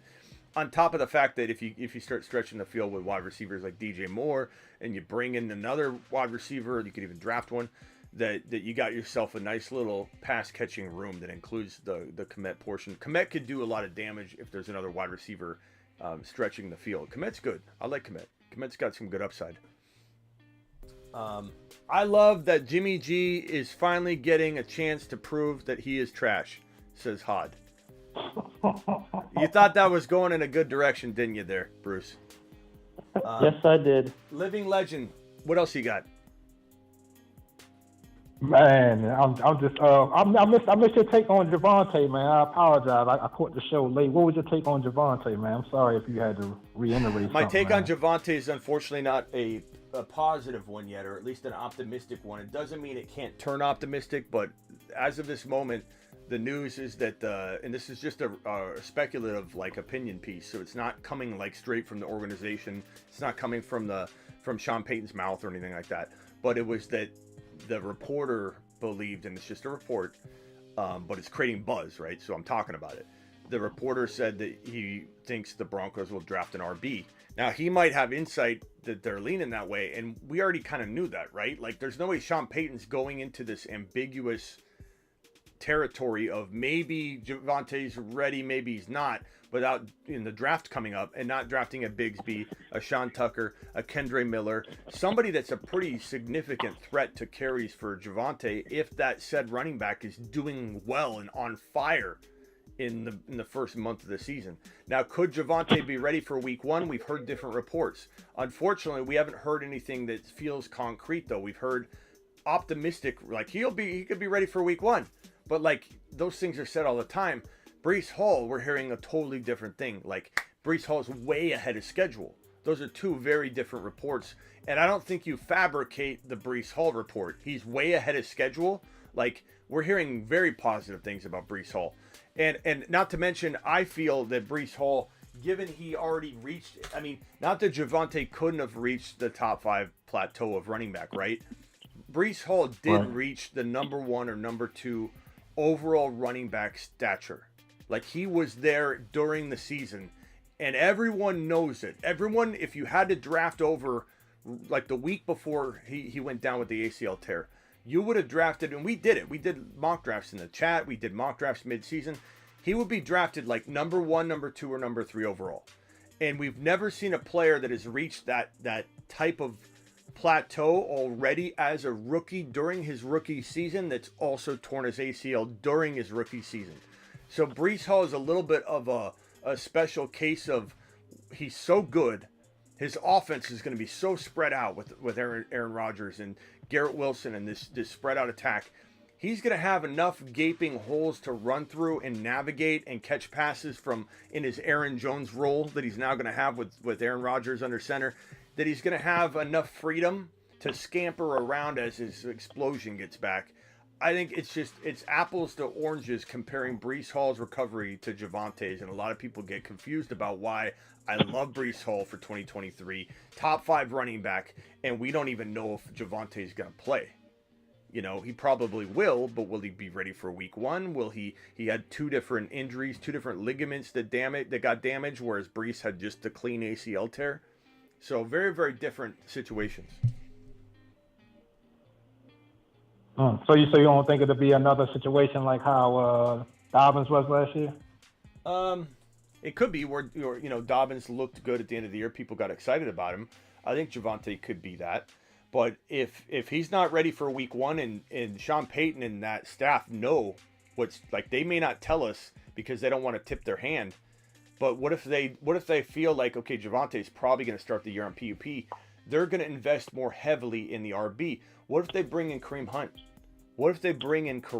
Bro? That is a significant threat to Javonte. Might be good for Javonte's long-term value because Hunt's older. Maybe he has like 1 year and then he starts looking like very pedestrian. But he very much could threaten a lot of Javonte's goal line work all year. So I'm not a huge fan of this situation being filled with a potential, goal line threat. So it depends what they do. They go out and get a Bigsby. He's pretty good. I don't know if he's going to hold off Javonte when Javonte's fully healthy. I don't think he could. Javonte's that good. But we still don't know if Javonte comes back and has some sort of setback, Especially when you got 2 injuries, you got 2 potential ability to have setbacks. It's not like Brees has just the ACL tear. He's way ahead of schedule. He's pretty much out of the woods in terms of setbacks. But Javonte having such a different knee injury with 2 different ligaments torn, you have more risk of swelling in either one of those places in the knee, where you have the swelling in the where the ACL reconstruction happened, where they drill a hole in that joint, they cut a window out of your patellar tendon in the middle, and they take that piece and they drill it in to both sides and make a real tight ACL that's a patellar tendon piece. The tendon dies, hardens up, turns into a ligament, a fabricated ligament, and then all of a sudden you have this knee that's still recovering. That's a big process for the knee to have the patellar tendon piece die, turn into a hardened ligament, and it's just, there's a lot of room for things to go wrong. And then on top of that, you've got the potential LCL damage there. What if the tear was significant enough? We don't know. They haven't really explained the detail to where it heals, but it's still susceptible to get re-injured. There's so many things going on. It's just a tough spot to be in. Tough to believe in him, P. Ryan sees. Only thing I was thinking about, like that Adrian Peterson season was just crazy when he came back. How you come back from all that and then you put up 2K. But crazy.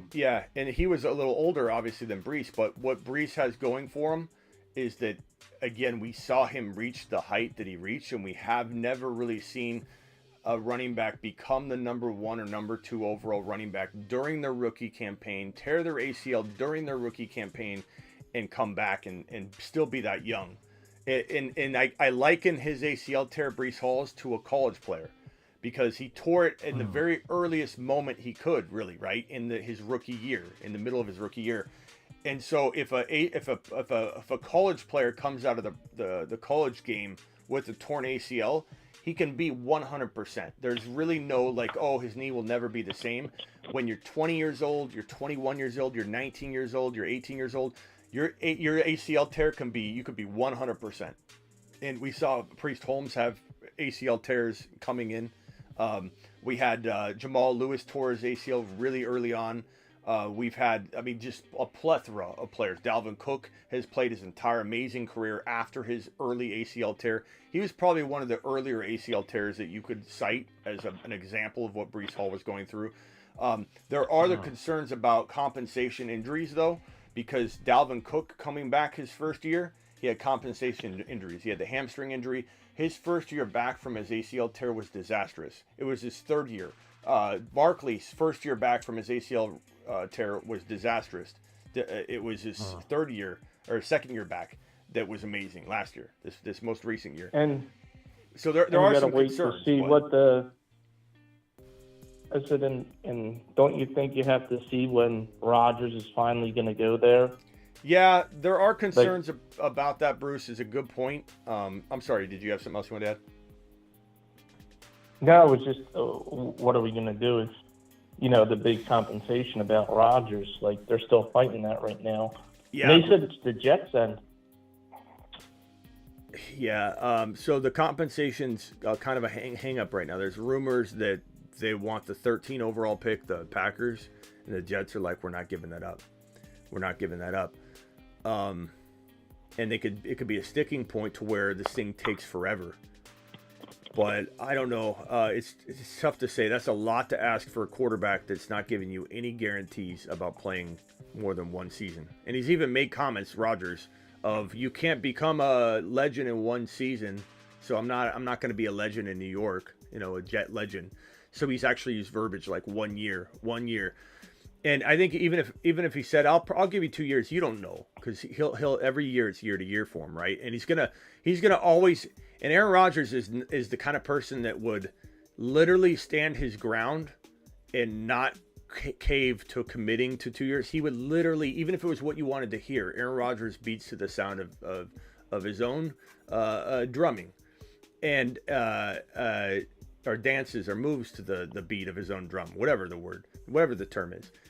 And I think that. But I think it depends on what the darkness says next off. Yeah. Darkness might say retire. You feel me? Keep in mind, he had to go out onto the field and throw the football and say, "How's my body feel?"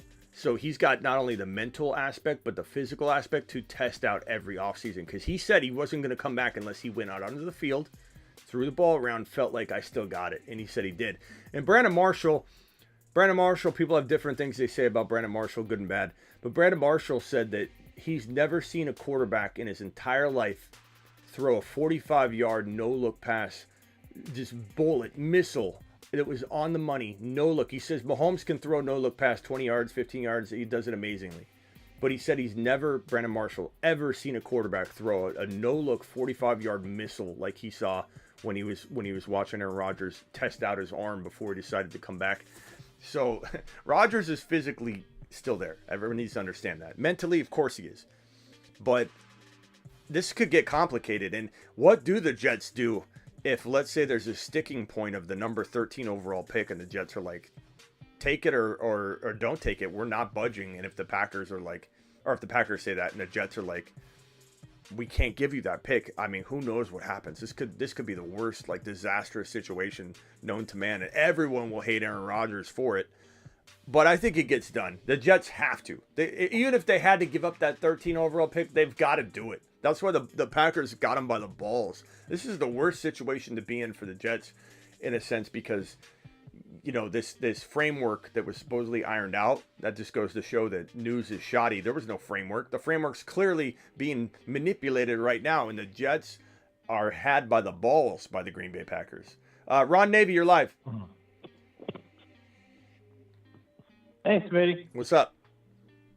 Hey, define what do you mean by the fact that the take on Lamar saying that he's inaccurate is a lazy take?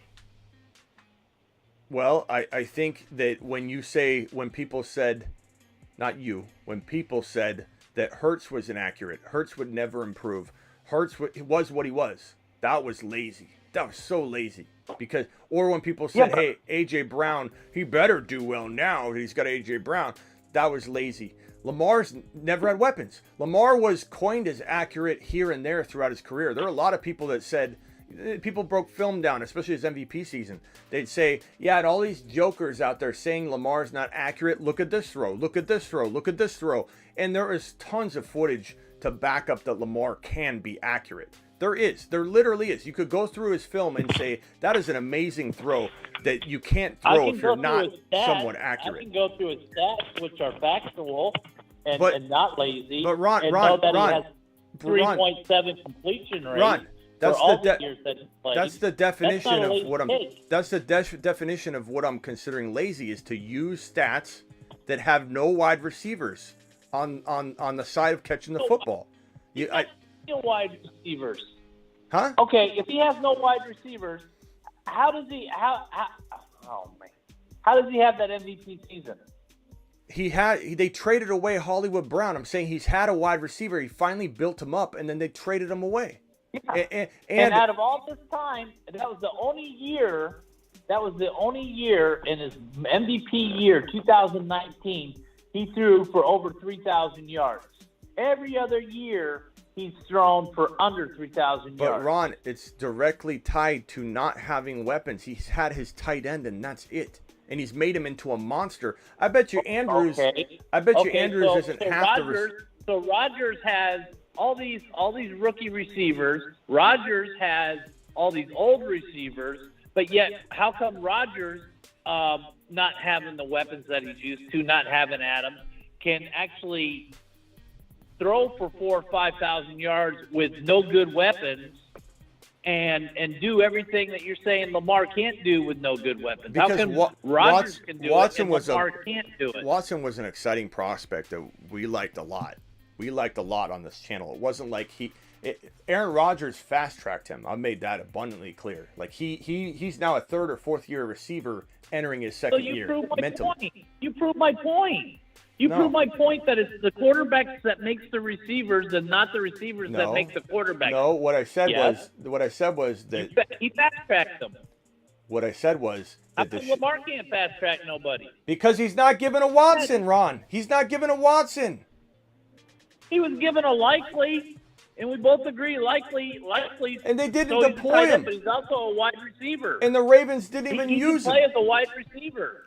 Ron, he can't. Likely he wasn't even. I watched all the film, like literally all the film on all the Ravens. I watched the film on all the games. So basically, the way they didn't really use likely in many packages.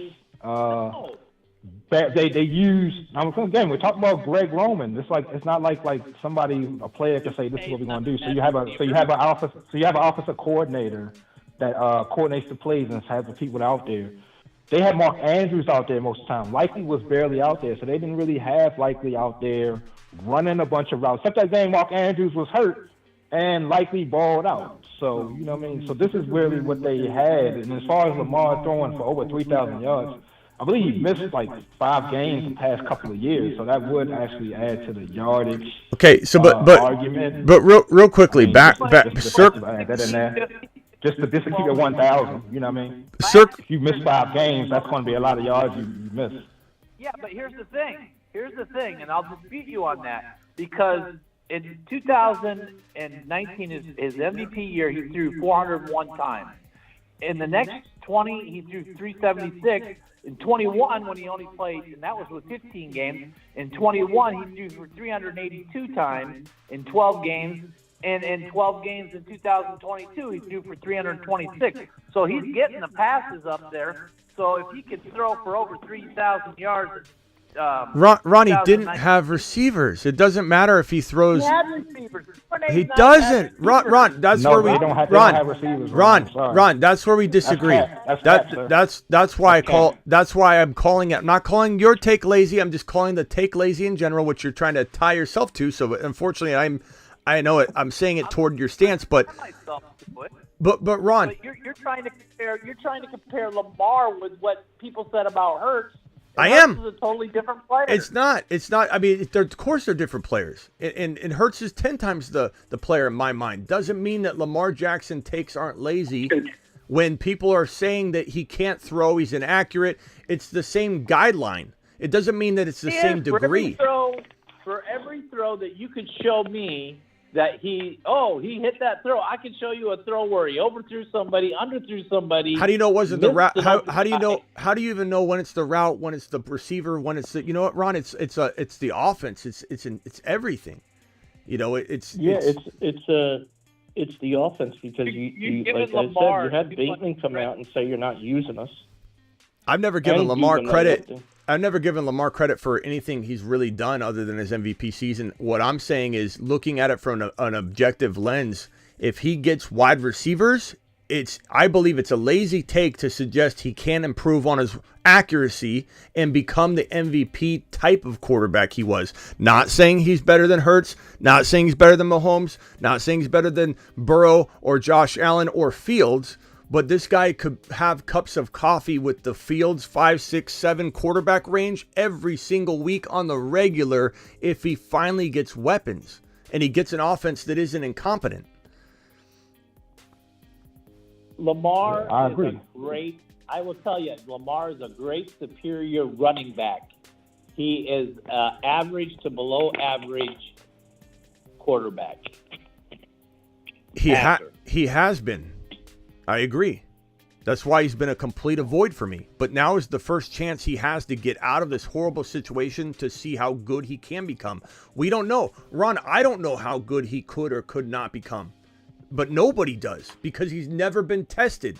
And to say he's an inaccurate to say he's an inaccurate quarterback, I think is a lazy take. Only completed his whole career 63.7% completion rate. Ron, he didn't have receivers.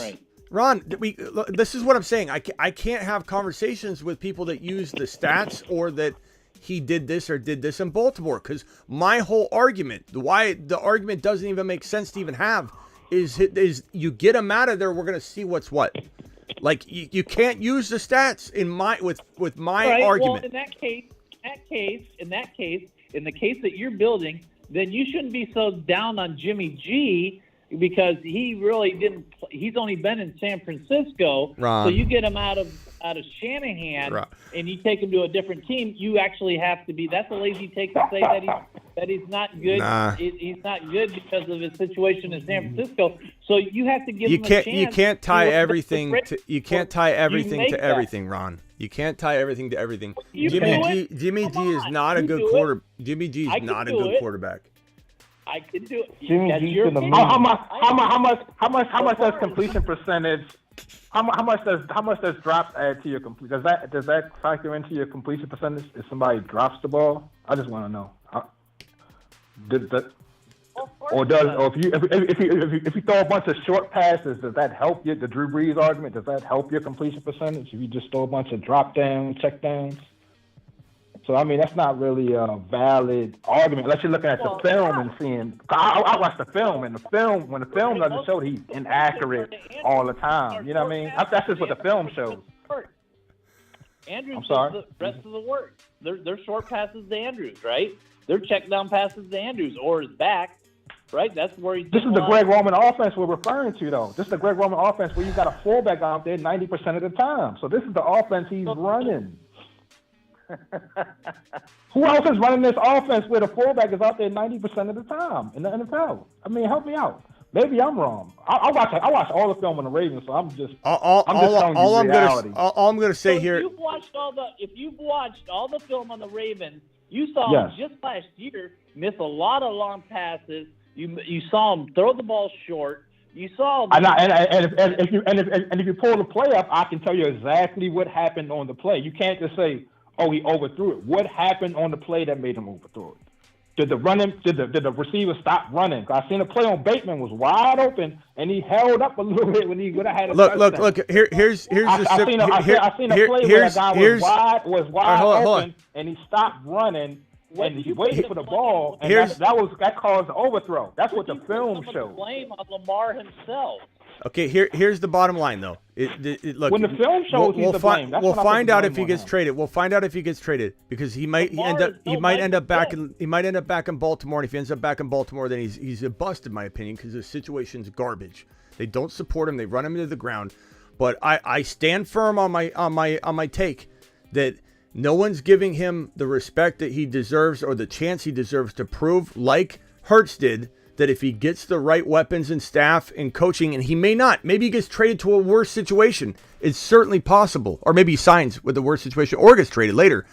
But Lamar Jackson is probably, in my assessment, way more accurate and way better and way more capable as a passer than anybody realizes, because he is completely disabled. He's not enabled. He's disabled in Baltimore. And I don't care what stats say. I don't care what my eyeballs also assist me in that. So in the Jimmy G example, my eyeballs and everything, all the stats and my eyeballs tell me Jimmy G is garbage. And I'm not changing my mind. That's what my gut tells me too. But with Lamar, a guy I've considered a bust for the last 3 seasons, is getting no respect or consideration for being a better player than he's been, and a player that could potentially stay healthy if he wasn't running to the ground. Look, Fields got injured. Fields was on the same track as Lamar. Everyone was going to call Fields inaccurate. People still do call Fields inaccurate. They didn't even give Fields the benefit of the doubt. Now that he's got weapons, everyone's going to be all over Hurts or all over Fields like they were Hurts. And if Lamar, who hasn't had a chance to really hone in on his accuracy skills because he hasn't had weapons, is going to improve in that department as well. And Doe says Smitty is just a Lamar hater. What are you talking about, Doe? Are you even paying attention, bro? Take a lap. He must have meant me, Smitty, not you. I don't know. But go ahead, Ron. No, I mean I've never Justin Fields. They had terrible offensive line, and he was getting all that pressure. Unlike Lamar, who had a great offensive line, that ran his runs. Great. So I don't put That's cat. the same category as I do Lamar. Lamar did not have a great offensive line. That's cap, sir. I'm sorry. Huh? He had a good offensive line last year. The year before that, it was trash. We had your buddy, Mr. Villanueva. You know about him. We had him in 2021. Yeah. He is trash personified. That's just facts. I wish I could say that his line was okay in 2021. No, it was horrible. Last year the line was good, but never great. It was great in 2019. That was 2020. The line was horrible. 2020 line was really, really horrible. The center was horrible. You know what I mean? All right, let's go. The reality. Let's go to Bruce. Let's go to Bruce real quick. Bruce, you got anything you want to add? Brucey. So do I. I think just like Fields is he's going to prove that you need weapons. Yep. And because Lamar has no weapons, he's not going to be as good as Fields. Fields is going to show, because everyone compares him to Lamar, that, hey, I got DJ Moore. I got Cole Kmet. I'm good. Yeah. To say Lamar will be better outside of Baltimore is crazy. Don't make up your mind. I'm either a Lamar hater or you're saying that it's crazy to like Lamar. Those going in 100 different directions. Anyway, Lamar needs to get out of Baltimore. Agree. Management is clueless. I agree. Weapons, the ability to surround him with weapons is incompetent, and similar to what would have happened to Fields had the Bears not done what the Bears just did. Fields would have broke. Fields would have broke as well, and people would have made fun of Fields' accuracy and all that too. We'll see. And there's something to maybe it's too late for Lamar, to tweak his accuracy and become this better quarterback. There's certainly that possibility, but I believe he's still young enough, and I believe that if he's put in the right spot, he's going to actually prove a lot of people wrong. And there was a comment in here, I think it was Jimmy, saying, why do you think wide receivers don't want to play with Lamar? Who says wide receivers in general don't want to play with Lamar? It's not like he's the one driving wide receivers away. It's the team not acquiring them or the team trading them away. Hollywood didn't want out because of Lamar. That was a totally made-up, fabricated thing. Hollywood wanted out of a disastrous situation. He wanted to be gone. He wanted to get out of Baltimore so badly. And that's why Bates is also piled on as the wide receiver room continues to speak out against the organization. So there's no truth to that at all. I don't know where you even got that, Jimmy. That Lamar, nobody wants to play with Lamar because he wants the bag. No one cares about that as long as they get paid. And look at Mahomes. Mahomes got the bag. They're able to make things work. It's the salary cap goes up. It's not a big deal, bro.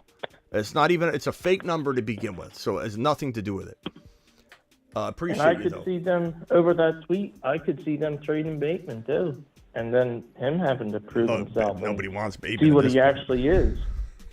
I don't think anybody wants Bateman right now, bro, because nobody's looking good there. I wouldn't be shocked if Mark Andrews is half the tight end. He'll never return to form without Lamar, because Lamar literally had the laser lock on him, and he was the only guy he could throw to. Wherever Lamar goes, the tight end position will flourish most likely, but I think it's going to be nice to see him have weapons and just not having to run 200 times in a season. But maybe he goes somewhere. Like, I don't like Tennessee. I think Tennessee's the same situation. I mean, it's different, but in terms of not producing, Derrick Henry's got the maybe half a year to let's just say he does it again for one more year. Long term, this is not a great location. You can like Burks, but a lot of people don't like Burks. Doesn't feel like Burks has matured very, very well. He feels very Bateman-like to me. And I liked him once. I liked him coming out of college, but it just hasn't translated. He hasn't had the best shot either. But I don't know that Burks is any different than Bateman. I don't know that right now. So to me, Tennessee would be a disaster. So if Lamar goes to Tennessee and fails, I'm not shocked. I'm not behind Lamar as a fantasy asset in Tennessee. I actually don't like it unless they were somehow able to get Hopkins, keep Derrick Henry, and then for 1 year I'm pretty intrigued. But from the long-term perspective, I don't like Tennessee. I think a great place would be New England with Bill Belichick. You bring in Hopkins, or you draft a wide receiver like Quentin Johnson at that 14 pick that the New England Patriots have. If they preemptively go get their wide receiver ahead of time at 14, and then once the draft is over, surrender the 2024 and 2025 for Lamar in some sort of offer sheet, man, that would be a great place for him. You know, and I don't know about how he'd do fantasy wise and whatnot, but Bill would get a lot out of him. Did anyone watch You know, the interview you he keep did saying with Lamar himself? has no weapons, but who's to say? I mean, you're saying Lamar, you know, has no weapons and he needs to go someplace else, and the receivers are nothing. But how do you know? You could say the receivers have no quarterback, or the receivers have no good offensive coordinator, no good game scheme to run the routes. They're not being able to run the routes and being coached up to their full potential on that side. So it might not be the weapons, it might be the whole coaching scheme. Well, my opinion, Ron, is that it is. Like, I appreciate your take, but like I just see it differently. And I feel like in some of these spots, like New England, they got to get a wide receiver too. The key is weapons. So you think that Baltimore's running a great scheme for their wide receivers? No. Their play calling, the offensive court, they're running and they're getting the full potential out of their wide receivers by the scheme that they're running on the field. Why would you think I think that? What have I said that's been that Baltimore's done anything good? Because you said Lamar has no weapons. Is it Lamar has no weapons, or is it the coaching and the scheme of what they're what? I feel like Ron. I feel like you're grasping at straws. I feel like you're grasping at straws because I've said very clearly that Baltimore's a disaster, Ron, from top to bottom. They haven't what I don't understand what part that I'm saying is like leading down this road now. When I've said that they don't surround them with weapons, it's a garbage situation, and their wide receiver room and Lamar, I believe, when they're fed up with the organization Hollywood Brown wants out, I don't really understand how it can't be a combination of everything. There's no weapons. It's the team's fault there's no weapons, and they've run a garbage system that they try and ground and pound the rock with an all ACL team. Everybody in the running back room's recovered from an ACL recovery, and they say, let's run the ball harder than ever. And guess who that falls on? Lamar. And they've run Lamar into the ground. It might be that the receivers also need a chance to go and play to get their full potential, because it's not necessarily the weapons, it's the coaching. I don't know, Ron, where we're going with this. I appreciate you, but I feel like you're just trying to turn it on the other side, no matter what. We could play woulda, shoulda, coulda. Duvernay has the potential to be a really good wide receiver. I think Robinson. Okay. Well, I don't. Ron, my whole point is they don't have weapons. I don't know why we're here. Yeah, of course they do. Nah. All right. Enough of the Lamar. Duvernay's not a good route runner yet. Enough of the Lamar. Enough of the Lamar conversation. Let's go towards something else. What do you guys think of Eckler? Where's Eckler going? Is he going to Cincinnati? That seems to be one of the front runners. If he was to go anywhere, is he going to could he go to a cold place like Chicago? that people say, oh, he wouldn't want to play there, but could it be the team that sends him? Because he doesn't really have control. If somebody comes, even if he's given permission to go talk to teams, a team that isn't talking to him could say, hey, I'm reaching around and talking to the Chargers directly. We'll give you this, this, and this for Eckler. And he goes somewhere like that. Like, I would love him in Chicago. I would love him in Cincy. I would like him in, he's probably not going to Buffalo now. I would like him in Philly. Probably not going to Philly now. But where do you guys see him back in a Chargers uniform, getting some sort of bonus, upfront bonus on a restructure that saves face, but also give him a little extra coin in his pocket? What do you guys think? I see him staying in Chicago or San Diego with them doing some extra coin. Yeah, I think he ultimately With gets incentives. Yeah, I think he ultimately With gets incentives, something that he can like say, I'm saving face by getting this, but he's not getting what he thinks he's getting, in my opinion. You never know. Some of these teams make stupid decisions with older players, but I think it's ultimately going to be, let's give him a bonus that doesn't count as salary, and there you go. And it's deserving. Like, if they got a little extra cash laying around, they can give him $7-10 million as a bonus or whatever. Then yeah, restructure him kind of like refinancing an auto loan. You know, you lower your payment. You kick out a little cash, but I mean, I don't know. I just don't see a team, but maybe the Bengals or I see two teams, Buffalo or Cincinnati, and I would say Cincinnati over both. They're both trying to make Super Bowl runs. They're both both teams are going to get out of that window and be able to go to the Super Bowl, and you make a splash by getting an Eckler. Yeah. And so you pay the guy more than what he's getting in to get him in there because he's going to help you get to that Super Bowl. I think he's only got 1 or 2 years left. I think Cincy's the most likely landing spot at this point, but Buffalo just they kind of are out of it a little bit more based on, you know, them filling up their running back room a little more now. Like I don't know that Damian Harris is a huge threat to Cook or vice versa. It's more so they're both just going to share the role. I think Damian Harris was a potential reason for them not to go this route. But Buffalo's weird about their running backs. Even if they got Eckler, there's part of us would worry, would they use him properly? You think they would. They'd have to, but like still, I mean, I don't know. But I think Cincy would. I think Cincy would use Eckler like crazy. It's a matter of first they got to get rid of Mixon. There's a shot they keep him, but I've heard on pretty good authority that unless something dramatically changes or he restructures or takes a pay cut or something crazy, it's hard to imagine Mixon there next year. But we'll have to see. With Eckler in Cincinnati, that would keep Burrow more upright, and Burrow would just use the hell out of Eckler, I think. Yeah. And then that would even open up Chase and Higgins and Boyd because everybody's got to worry about Eckler. And with the offensive line improvements, I mean, the Bengals are, if they got Eckler, they'd be, and again, he's probably the favorite there, I would say. If they get Eckler, they're going to be favorites to win the Super Bowl. They're going to be at least like in everyone's mind tied with KC, like as being the most likely to be Super Bowl champion. So these teams, all their goal is to how do we get on level playing field or higher than the KC Chiefs.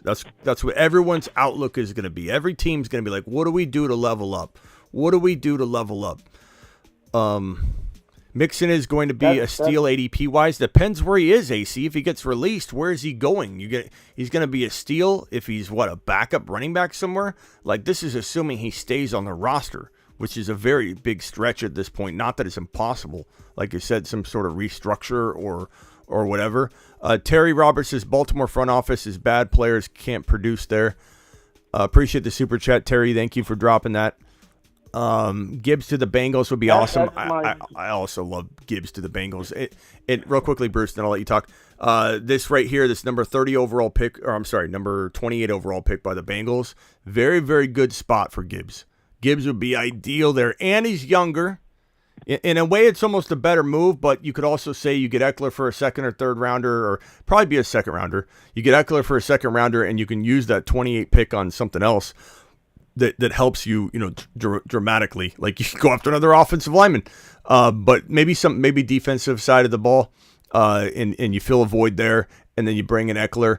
Either way, I'd be really, really excited for the Bengals if they fill the running back spot via Eckler or through Gibbs or Charbonnet. Charbonnet would also be good if the Bengals get so lucky to land him in the second, which they probably won't because I think he goes pretty quickly. But if Charbonnet went at 28, I'd be fine with that too. Some people would call it a reach, but Charbonnet was very impressive at his pro day. There's reason to think he may have climbed from the first 10 picks in round 2, like where Javonte went as a rookie, to maybe the bottom of that first round, and just, a team justifying it like, look, this guy, he's number 1 running back on our board, and we wanted to get him. I could see a team like the Bengals describing that on draft day after the fact, because this guy would be 10 times the player Mixon is in this offense. He'd be phenomenal. I'm sorry, Bruce, go ahead. I said, with KC, that's my scary thing, because maybe KC's in on it, but here's the problem, that takes away from Pacheco. I'm thinking that's a sneaky team to get one of these running backs as Kansas City. Mm-hmm. Smitty, I think you underestimate Bijan falling after Philly at 10. No team needs Bijan. I don't think I've underestimated that. I've been very clear that he could slip through that pick, 7 through 10, 6 through 10 very easily. I think he's worth it. I think I've been pretty adamant that Bijan's worth this top 10 pick in my mind without hesitation, without equivocation, without stuttering. Nothing in me believes he should be outside of 10. Doesn't mean that it won't happen. So I've very much mapped it all the way down to Dallas. And I don't think Dallas would be lucky enough to see him at 26. I think they'd have to trade up. The furthest I see him falling is Baltimore 22, the Chargers 21, in like the worst of worst case scenarios for him. He's just a special talent, bro. Someone's going to overpay. It's just a matter of how it lines up. And if the Bears say too early, we're taking JSN, who's also early there, but they take him. The Eagles say too early, we're going defensive player to fill a void. Then he does slip into a dangerous territory for him of falling, but he probably gets scooped up at 21 or 22. But I haven't underestimated or overestimated anything because I've mapped it out 100,000 times that way, bro. What if Belichick takes him New England at 14? Oh, I hate that. Bill could do anything. He loves rookie running backs, but he usually does take a bunch of them a little bit later. But Bill could do anything. If he takes a wide receiver, it will be both exciting because you wonder if Lamar's headed to New England, or it's going to be devastating because if Mac Jones is the quarterback and they don't go after Lamar, then that wide receiver's in a very, I think, bad spot.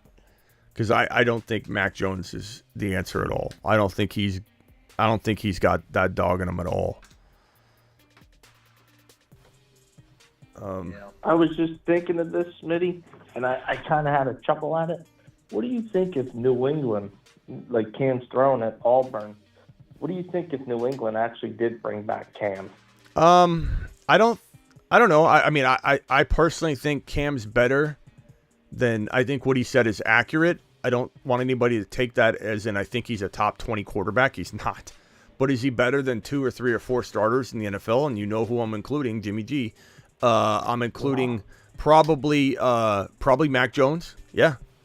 Do I think Mac could develop into a better quarterback in time? Maybe. Like, I'm not writing him off entirely, but I certainly think he's not going to win games this year. Mac Jones is not that guy for me. Part of it, too, is because Bill hasn't surrounded him with wide receivers, though, which is why I like and don't like Lamar in New England. I like Lamar in New England if they preemptively use that 14 overall pick. I've made that abundantly clear, too, that Tennessee and New England could be horrible spots for Lamar, or in Tennessee's case, a good spot for a short period of time. And New England could be a horrible spot for Lamar or a very good spot for Lamar. Depends on what they do at wide receiver. They have to get a Quentin Johnson at 14, Addison, or one of these big-name wide receivers, or it doesn't work out well. But Mac Jones, part of Mac Jones' failure, and when I say Mac Jones isn't it, he's in New England. I can't take him out of New England. If, let's say, he got cut and another team picked him up, I might give you a little bit different take. I doubt it, but I reserve the right to change my mind on Mac if he fell into a good spot. But like, let's say he went to Miami as the backup, and it's like, wait a minute, what if, let's say Tua went down, Mike White was elevated to the starter, and Mac Jones was released in Fairy Tale World, and Miami Mike brought him in. Like, I reserve the right to be like, situation changes players' evaluation and projection. But Mac is who he is. He's in New England. They have no wide receivers. Mac Jones is not good in that scenario.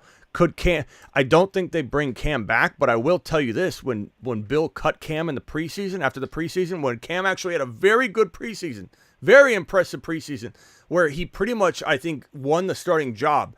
They released him because he won the starting job. They released him because they said, we're going all in on Mac, and we're going to let Cam go. And Cam should have got a job. What's so funny is Niner fans ripped me apart when I went into Raj's live stream and I said, you guys should get Cam Newton as your third quarterback. You should bring him in as your backup. He should be the backup in San Francisco. And I got ripped apart from that. If Cam Newton was in that Niners offense, you don't think Cam Newton would look like a much better quarterback than he really is? He'd be pretty good in that Niner offense. There are a couple places Cam would actually do okay because he's such a force, carrying the ball. And I think he could still throw good enough that he could beat out 2, 3, 4, 5 quarterbacks that are currently going to start games in 2023. And I know it's not a popular opinion and people are going to rip it apart. And I know a lot of people later on will say Cam's just no way Cam's good anymore. He's washed up. It's a common thing for people to want to say about a player coming back. But he should be a backup. If get him out of the Chargers, he's bad, says Ivan. I don't know who Ivan's talking about. Eckler sucks, Ivan says. Eckler sucks, bro? Like, what are you talking about, Ivan? Like, if you're gonna predict fantasy wise or not fantasy wise, how can you even come out and say this? If you're gonna predict a decline, I thought you were talking about personally or something. I can understand that, but Ivan, what are you talking about, bro? How could you even say this over what Eckler's been doing? But on to Ivan's just reminding me of a landing spot. But you put Cam Newton in LA as the backup there, and he may want a starting job, but like you put him somewhere there. You put Cam Newton in Miami as the backup, and I love Mike White. I'm just giving you examples. Mike White's already filled that role. You put Cam Newton in where's our QB board? Let's go to the QB board one more time. This is kind of a mess. I haven't even updated it since everything's played out. But you put let's say you put Cam Newton in Atlanta. Like, I'm just saying, why not? Why not let Cam Newton try and beat out Ritter? And then if he doesn't, so be it. Put Cam Newton in Tampa. Put Cam Newton in Indy. I mean, why not? Why not give him a shot to these starting gigs are not solidified anyway. Yeah. I actually like him in Atlanta. And I think fits to be better with Cam than he was with Mariota and Ritter. He's he's better off with Cam. Ivan, call in. I love to hear you explain how it's factual that Eckler has been, that he sucks. Like, you're gonna predict decline. You're gonna predict decline like I am because of age. That's an argument, but you saying Eckler sucks is not even close to the same argument. So if this is facts, I would love for you to call in. Please call in, Ivan. Let this be the last time I defend Eckler's honor. Because I have been avoid Eckler. Let me defend Eckler's honor one more time. One more time. Yeah. And listen, Smitty might be a year early on Eckler because he was on Henry, but he's not, you're not that off. Smitty is the man that will fight for his honor. I will.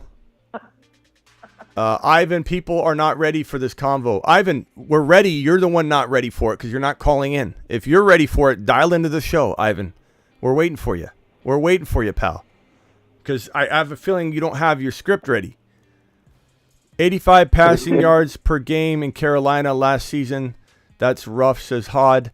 Steelers should go Lamar, Kenny. Not that good. Ron. That's Sandu. Yeah, he's just trying to push my buttons. I mean, anytime anybody makes a thing about the Steelers, they're just trying to push my buttons. They know better. But hey, you know as well as I do.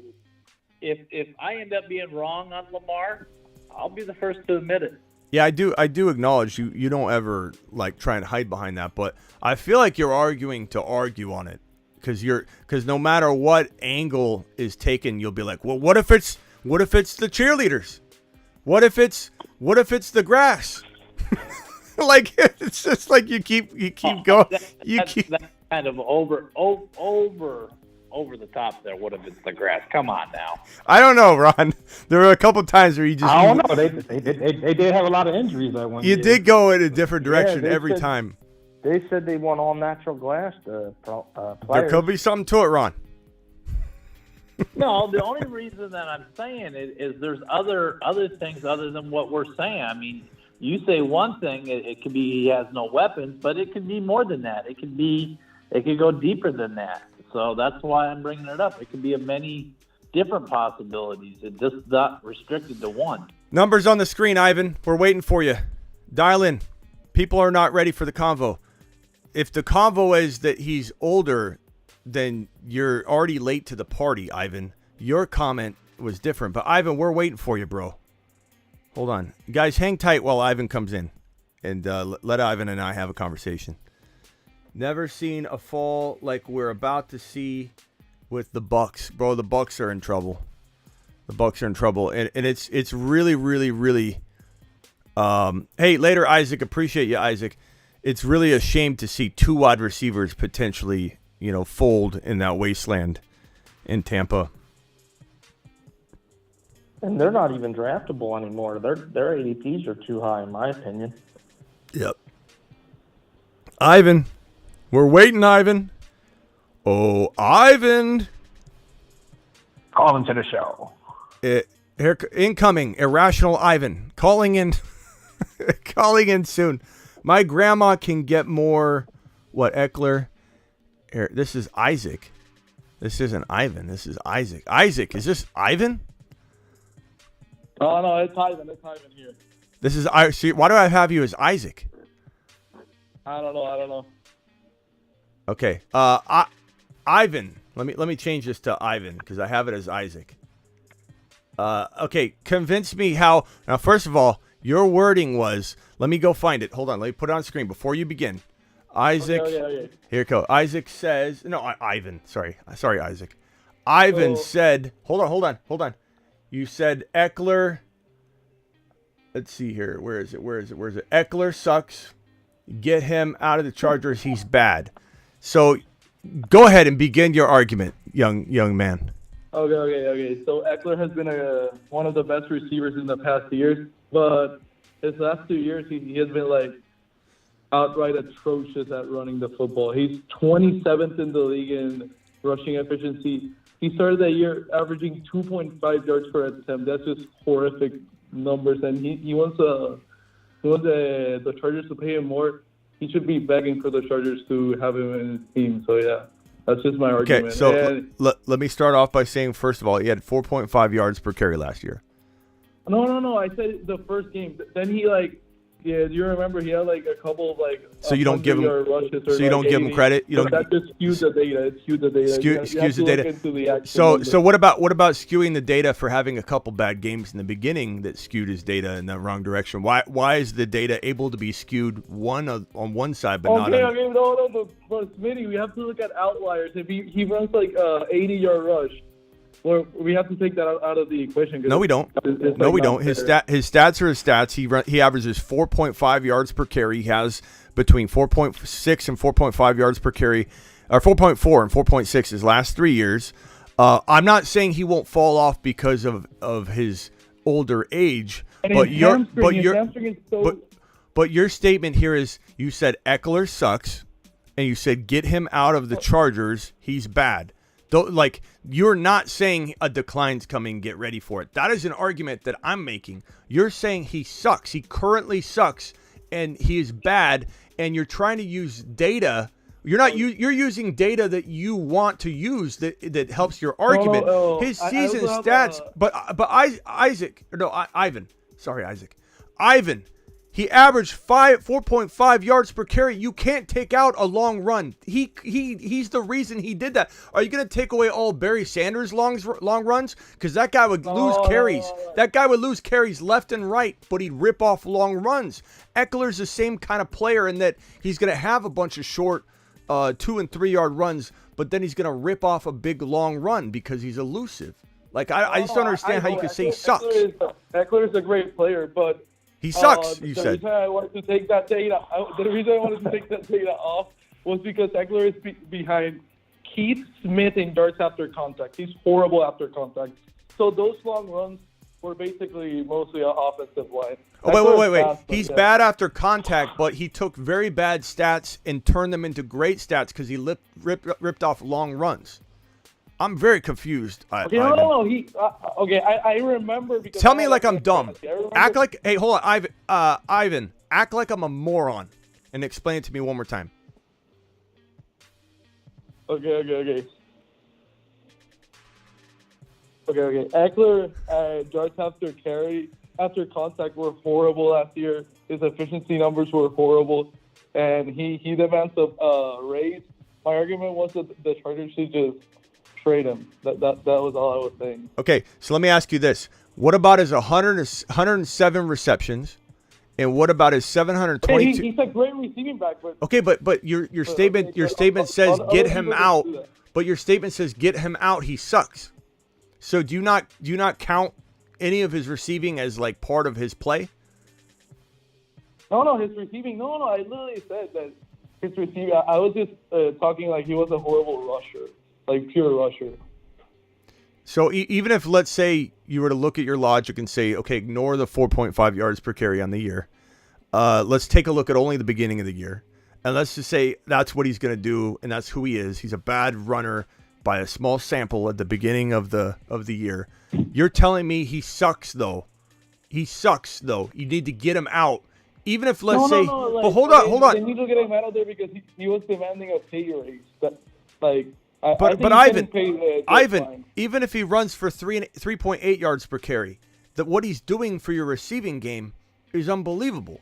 So like I still don't know how he qualifies. Okay, so basically what you meant to say, Ivan, let me correct your statement here. Instead of Eckler sucks at the beginning of the season. Don't leave in his long runs that end up stretching his numbers back out, and get him out of the Chargers. He's bad at rushing, in my opinion, says Ivan, but he's an amazing wide receiver.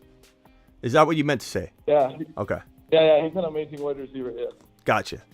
Glad we cleared that up, Ivan. I appreciate you calling in, by the way. It took some balls to do that. What else do you want to talk about, Ivan, after you destroyed me in that argument? What else can I assist you with? No. I don't know. I'm a Saints fan. How do you think the Saints are going to do next year? I think the Saints are going to look pretty good. I think Derek Carr he's got a lot to prove. I think a lot of people are giving Derek Carr no credit at all. They're not blaming that defense for any part of his downfall in LA. In Las Vegas. Or in Oakland. I think that he's finally going to, I feel like Las Vegas is very similar to my Baltimore take. It is a bad, toxic situation. It's where players go to burn their feet off, bro. It's where players go to have horrible careers. Randy Moss vanished in Oakland and came back and became probably had one of the best, if not the best, fantasy football wide receiver season ever after 2 years of putrid play in Oakland. Antonio Brown, like I said, burned his feet off and went there to die. Amari Cooper was bad in Oakland. Do you think Michael Thomas is going to be back like a top 5 wide receiver again? I don't know. I think no, not to that degree. Could he be relevant again? Could he be as bad as Eckler is running the football, but on the receiving end? Maybe, bro. Maybe he's a wide receiver 3 in fantasy, but there's no way Michael Thomas is the number 1 there. It is Chris Olave season. Chris Olave to the moon. Michael Thomas is just an accessory And if he can stay healthy, that's going to be the thing, bro. Can he even 3 stay years ago, healthy? he was better than JJ, though. He was better than JJ 3 years ago. I don't know about that, but I would say he was definitely a top 1 to 5 wide receiver in his time frame. But I would not call him JJ's level. But I would say because he was slant boy. He would do slants. He was what you call a one trick pony. He really was. But he just adjusted to Drew Brees' play style. But I do think he was arguably the best wide receiver in the league at that moment in time. But it's very easy to forget that. I know that some people are going to say no way he wasn't, but he was. But it was, that's in the past, bro. There's no way to ever really recover to what he was. There's just not. Not only is Olave going to make it impossible for Mike Thomas, if healthy, to ever regain his even remotely close to his old form. The odds of him staying healthy long enough to prove anything to anybody is slim to none. Yeah. Slim to none. I just hear that Derek Carr's going to do Olave like he did to Waller. Like he just gets like a best friend, and then he just passes to him. Wouldn't you? Wouldn't you? I'd throw to Olave all day long. And Olave is so dynamic. He's so much more dynamic than Mike Thomas ever was. Even though Mike Thomas was one of the best receivers in the league at his moment in time to shine. Olave can stretch the field. Olave can play the wide receiver sideline role. He could play slot. He could play he could go everywhere on the field. And last year kind of helped him evolve because he was the number 1 wide receiver, and it wasn't even close, bro, in air yards. Because Winston, part of that was Winston. Winston was always like that, right? Winston just throws the ball like 90 yards, not really, but he just literally, it's all air yards for Winston. Just missiles, interceptions and missiles, and eventually wide receivers catch passes. And Olave was so good at stretching the field, though. And then when Winston went down, it was like Olave had to develop his game, his short game, and he did. And so Olave walks out of last year so polished. But what is his ADP right now in fantasy, though? Because if he's like top 30, I don't think it's going to pay off. Mike Thomas? Olave is second round. Oh, my God. That's horrible, Smitty. No, it's not. He'll be fine. If you're buying him at like his ceiling. I think his ceiling's inside the top 12 overall, but so you're literally buying him like a couple of spots. Well, I think when you talk about pick 15, if you're talking about pick 15 overall and let's say 8 overall is still a big margin when you're talking about that short number of picks, as the draft gets deeper, that number. But I don't know if it's going to be but you also think Eckler sucks, so, no offense, bro, but I think I'm going to go with my gut on this one, but I still appreciate you. Okay. I'll talk to you later. Isaac, I'm just kidding, bro. Or not Isaac, Ivan. Oh, okay. Why did I name you Isaac? Did you? I don't know. Hold on, let me try and rename you in the system. I'm sorry, Ivan. I'll leave you alone at this point. What else can I'll be positive the entire rest of the call. What else can I do for you, bro? No. I have a friend here that wanted to talk to you. I don't know. He called me that he wanted to ask you something about the Giants. I don't know.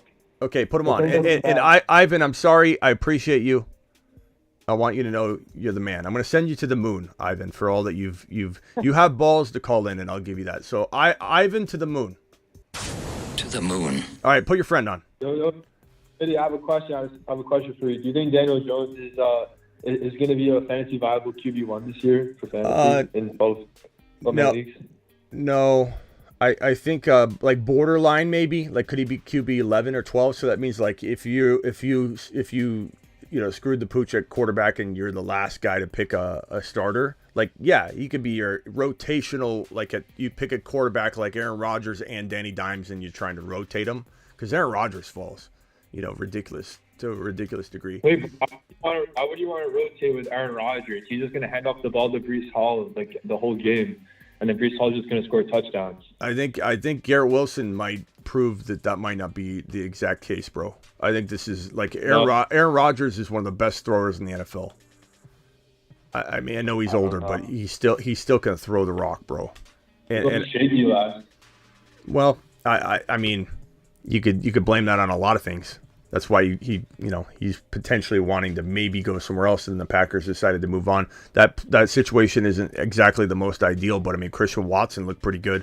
I think Aaron Rodgers did fairly well. Do I think Aaron Rodgers is going to be a top 5 or 6 quarterback? No, because what I said was you're rotating Aaron Rodgers with Danny Dimes, based on matchups. And that's right where, like, Aaron Rodgers is a gift at that 11, 12, 13. I think if you got Aaron Rodgers and Danny Dimes and you're rotating them, that's pretty good. Like, Aaron Rodgers is, I think, a find at that territory. But am I drafting Aaron Rodgers to beat out the number 5 or 6 quarterback? No. I mean, Fields, Lawrence, I'm drafting those guys ahead of A-Rod. But I think A-Rod could dance in the 8 to 15 overall range. And keep in mind that quarterback 15 and quarterback, 9 are probably, 20 points apart. I don't know. I mean, I still probably like him. I still like Goff more than him, probably. He's probably, in the car area. I don't know. He's just he's probably a mid QB2 in my opinion, but I don't know. I mean, anyway, bro, you could be right. Who do you think is the value out of the Jets wide receivers? I'm thinking it's going to be Elijah Moore. I think he's going to Elijah Moore out of the slot. Value. I mean, I still think Garrett Wilson is going to be worth his weight in gold. You take Garrett Wilson at 15 overall, 14 overall, 13 overall. He's starting to go at 8, 9, 10 in some drafts. He's going way too high, and I hate that because we have enough shares of him in Best Ball Underdog Fantasy promo code Smitty. We got enough shares of Garrett Wilson. I think all of us do that. At least we enjoyed it while it lasted. But would I be scared to take Garrett Wilson at the 12, 13 turn? No, I wouldn't. In terms of value, yeah, I mean, I guess it depends on who they bring in. They could still bring in somebody. What if they traded for DeAndre Hopkins for a 2nd-round pick or a 3rd-round pick? That's possible. But I like Elijah Moore. That happening. They've committed way too much money to wide receiver. They still have Corey Davis under contract, who's getting paid 15 a year. They have Lazard making 13. They spent a 1st-round pick on Garrett Wilson, a 2nd-round pick on. But you keep in mind you can convert so much to a bonus though, and literally make it so team friendly on a restructure that if Aaron Rodgers wanted it and it cost let's say 2 3rd-rounders, it would be pretty ridiculous to not consider it, given that you are going all in for 1 year. So I get what you're saying, and I do agree it's probably a long shot. I'm just saying from my perspective I would do it. But yeah, Lazard's got the rapport with Aaron Rodgers. Depends where Lazard goes, but you're talking about value. You said who's the value? I think where's Elijah going in drafts? Elijah Moore probably way into double-digit rounds.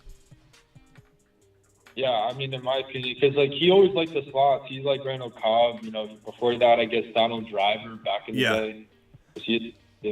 Yeah. Hey, what's your name, bro? What's your name? Matt. Appreciate you calling in, Matt. You can even stay on the phone line if you want. You and Ivan can stay into the little panel. I'm going to hang up in a second though. But Garrett says Olave in clown takes. I don't really know. I don't know if Garrett's trying to say that your boy Smitty's a clown because I said Olave's a 2nd-round player, but that's facts. Whether you disagree with it or not, you're kind of calling somebody out when they're literally telling you what is going on. Olave's a 2nd-rounder, Garrett. He's a 2nd-rounder. He's going in the 2nd round, Garrett. If you want Olave, Garrett, you got to take him in round 2, Garrett. That's what it is. That's what it is. You can drop the clown emoji all you want. Doesn't change facts. If you want to say Olave's not worth it, Garrett, you can certainly say that, but he is going in the 2nd round. We draft every other night, Garrett. Hey, Smitty. Yeah. If you're in pick 12, right? How would it do if you went Garrett Wilson and then Olave back to back? I've done it, Bruce. I've done it, Bruce, and I don't apologize for it. It made me feel warm and fuzzy inside, especially when I circled back around and I got a combination of, put your earmuffs on, Ron, but I got a combination of Jahmyr Gibbs, Charbonnet, Alvin Kamara, Javonte. I was able to build that running back room up pretty nicely, and I still got Watson. So I've done that. I've recently done that. I've gotten both of them early. I've gotten Watson, so I got my 3 wide receivers. And then, boom, I loaded up on the RBs in a way that I like. In a way that I think it's going to be amazing. Okay. Why did I need to put my earmuffs on for that? Oh, because I said Kamara. Oh, I mean, you're welcome to take Kamara all day long. But Kamara Jahmyr Gibbs, Charbonnet, and Javonte were 4 fantastic running backs to have with Olave, Garrett Wilson, and Watson. Like that's the way. That's a fun way to draft. You got 3 out of the 4 to go with your wide receivers. I don't know much about Kamara though, but hey. Yeah. All right, hey guys, I got to run. So let me. Where you got every single one of them. That was phenomenal, dude. That was awesome. Yeah. Let's go through. Let's see. Living legend. Last 10 seconds. Go. Oh yeah, man. Appreciate you, Smitty, man. You have a good one, man. Everybody in the chat. You know what I mean? Call in anytime, pal. Man. Be safe. Call in anytime. No doubt, man. Let's go to Ivan, right. Ivan, and Matt. Yeah. You. So, what's his name? Sorry, my bad for swearing. Rashad Penny on the Eagles. He's getting a minimum contract. Like, why does okay? So back to the Eckler discussion. Why does Eckler deserve more than $6.5 million when Rashad Penny, who I think has led the league in yards per carry over the last 3 years at like 5.7 yards per carry, like he's getting paid $1.2 million. Like how why does Eckler deserve more than $6.5 million? This has got to be Ivan. This has got to be Ivan, not Matt, right? No. That was Matt. Oh, Matt. Oh God, you guys sound the same. I mean, your takes sound the same now. Come on, bro.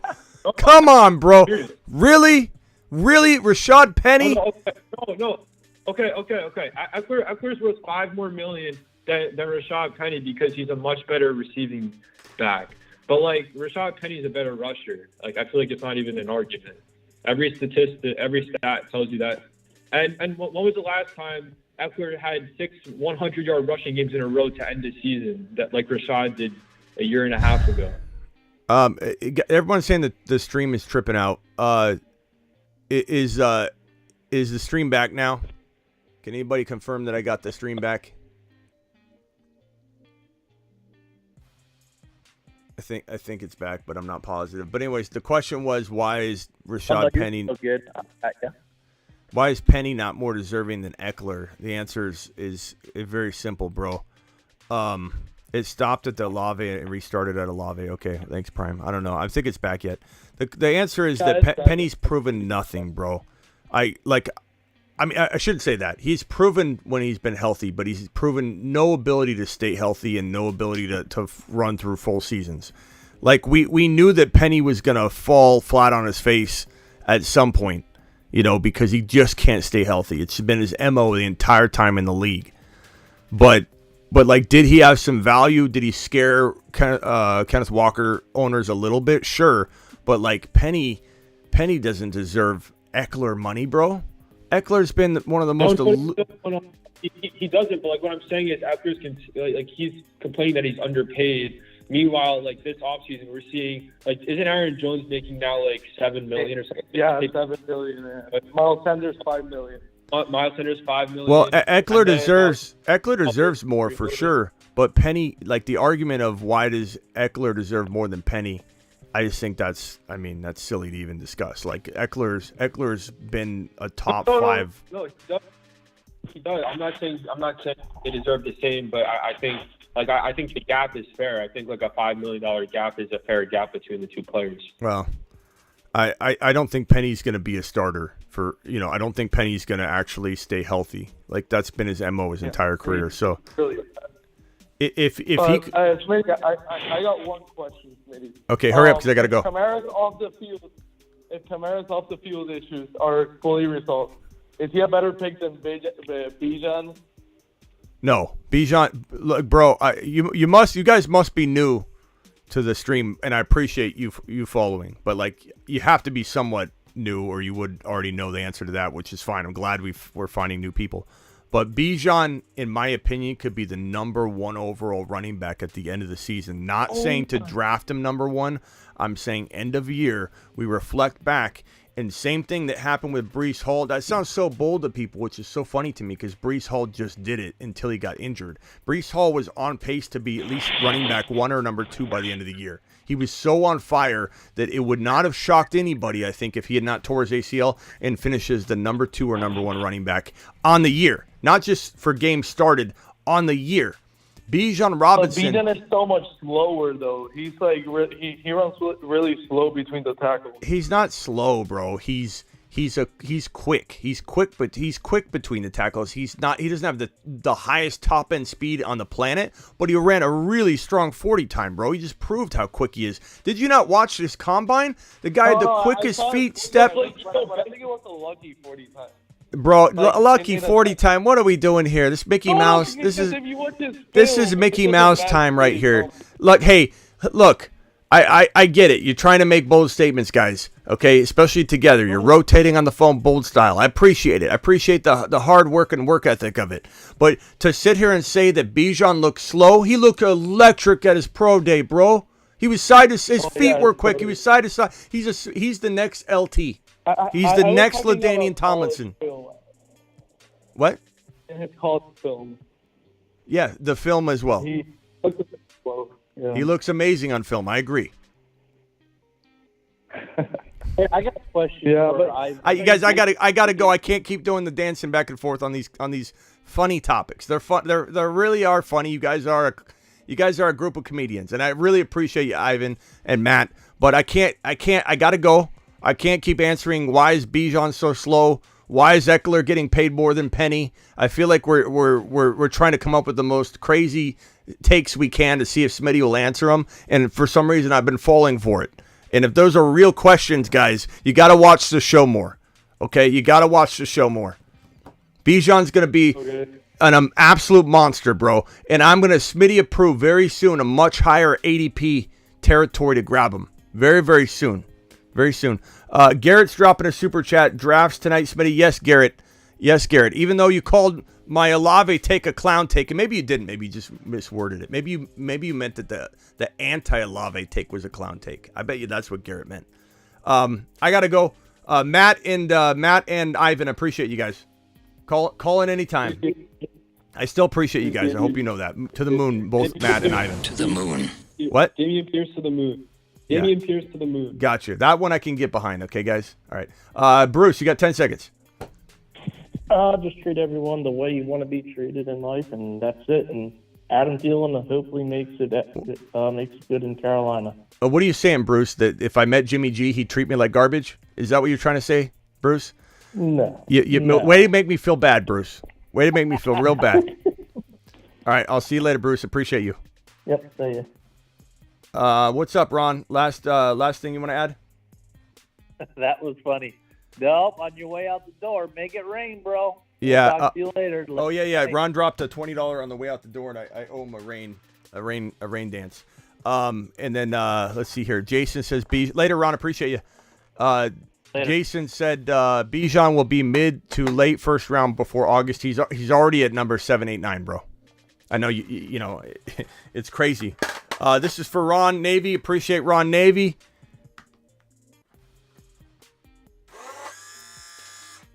Jeez, that went quick. I put new batteries in it, and now I think it's like 40 bills a second. Let's fill this up one more time for Ron because that went a little quick. Jeez, that was 10 bills. That was 10 bills. It shoots him out like I don't know, like Bijan touchdowns. Smitty, what's for dinner? Not sure yet. Not sure. But I gotta go. Appreciate you all. Thank you for the super chats, everybody.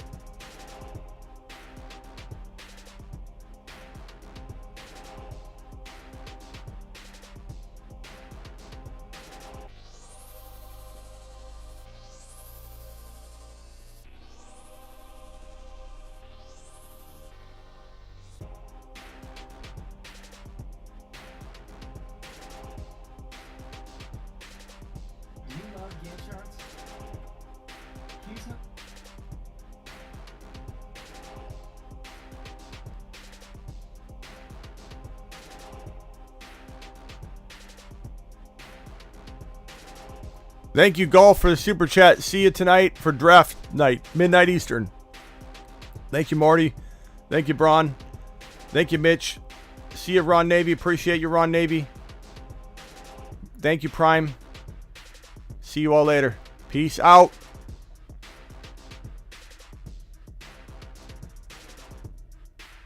People are getting burrowed left and right, and people are going to remember it. Get burrowed.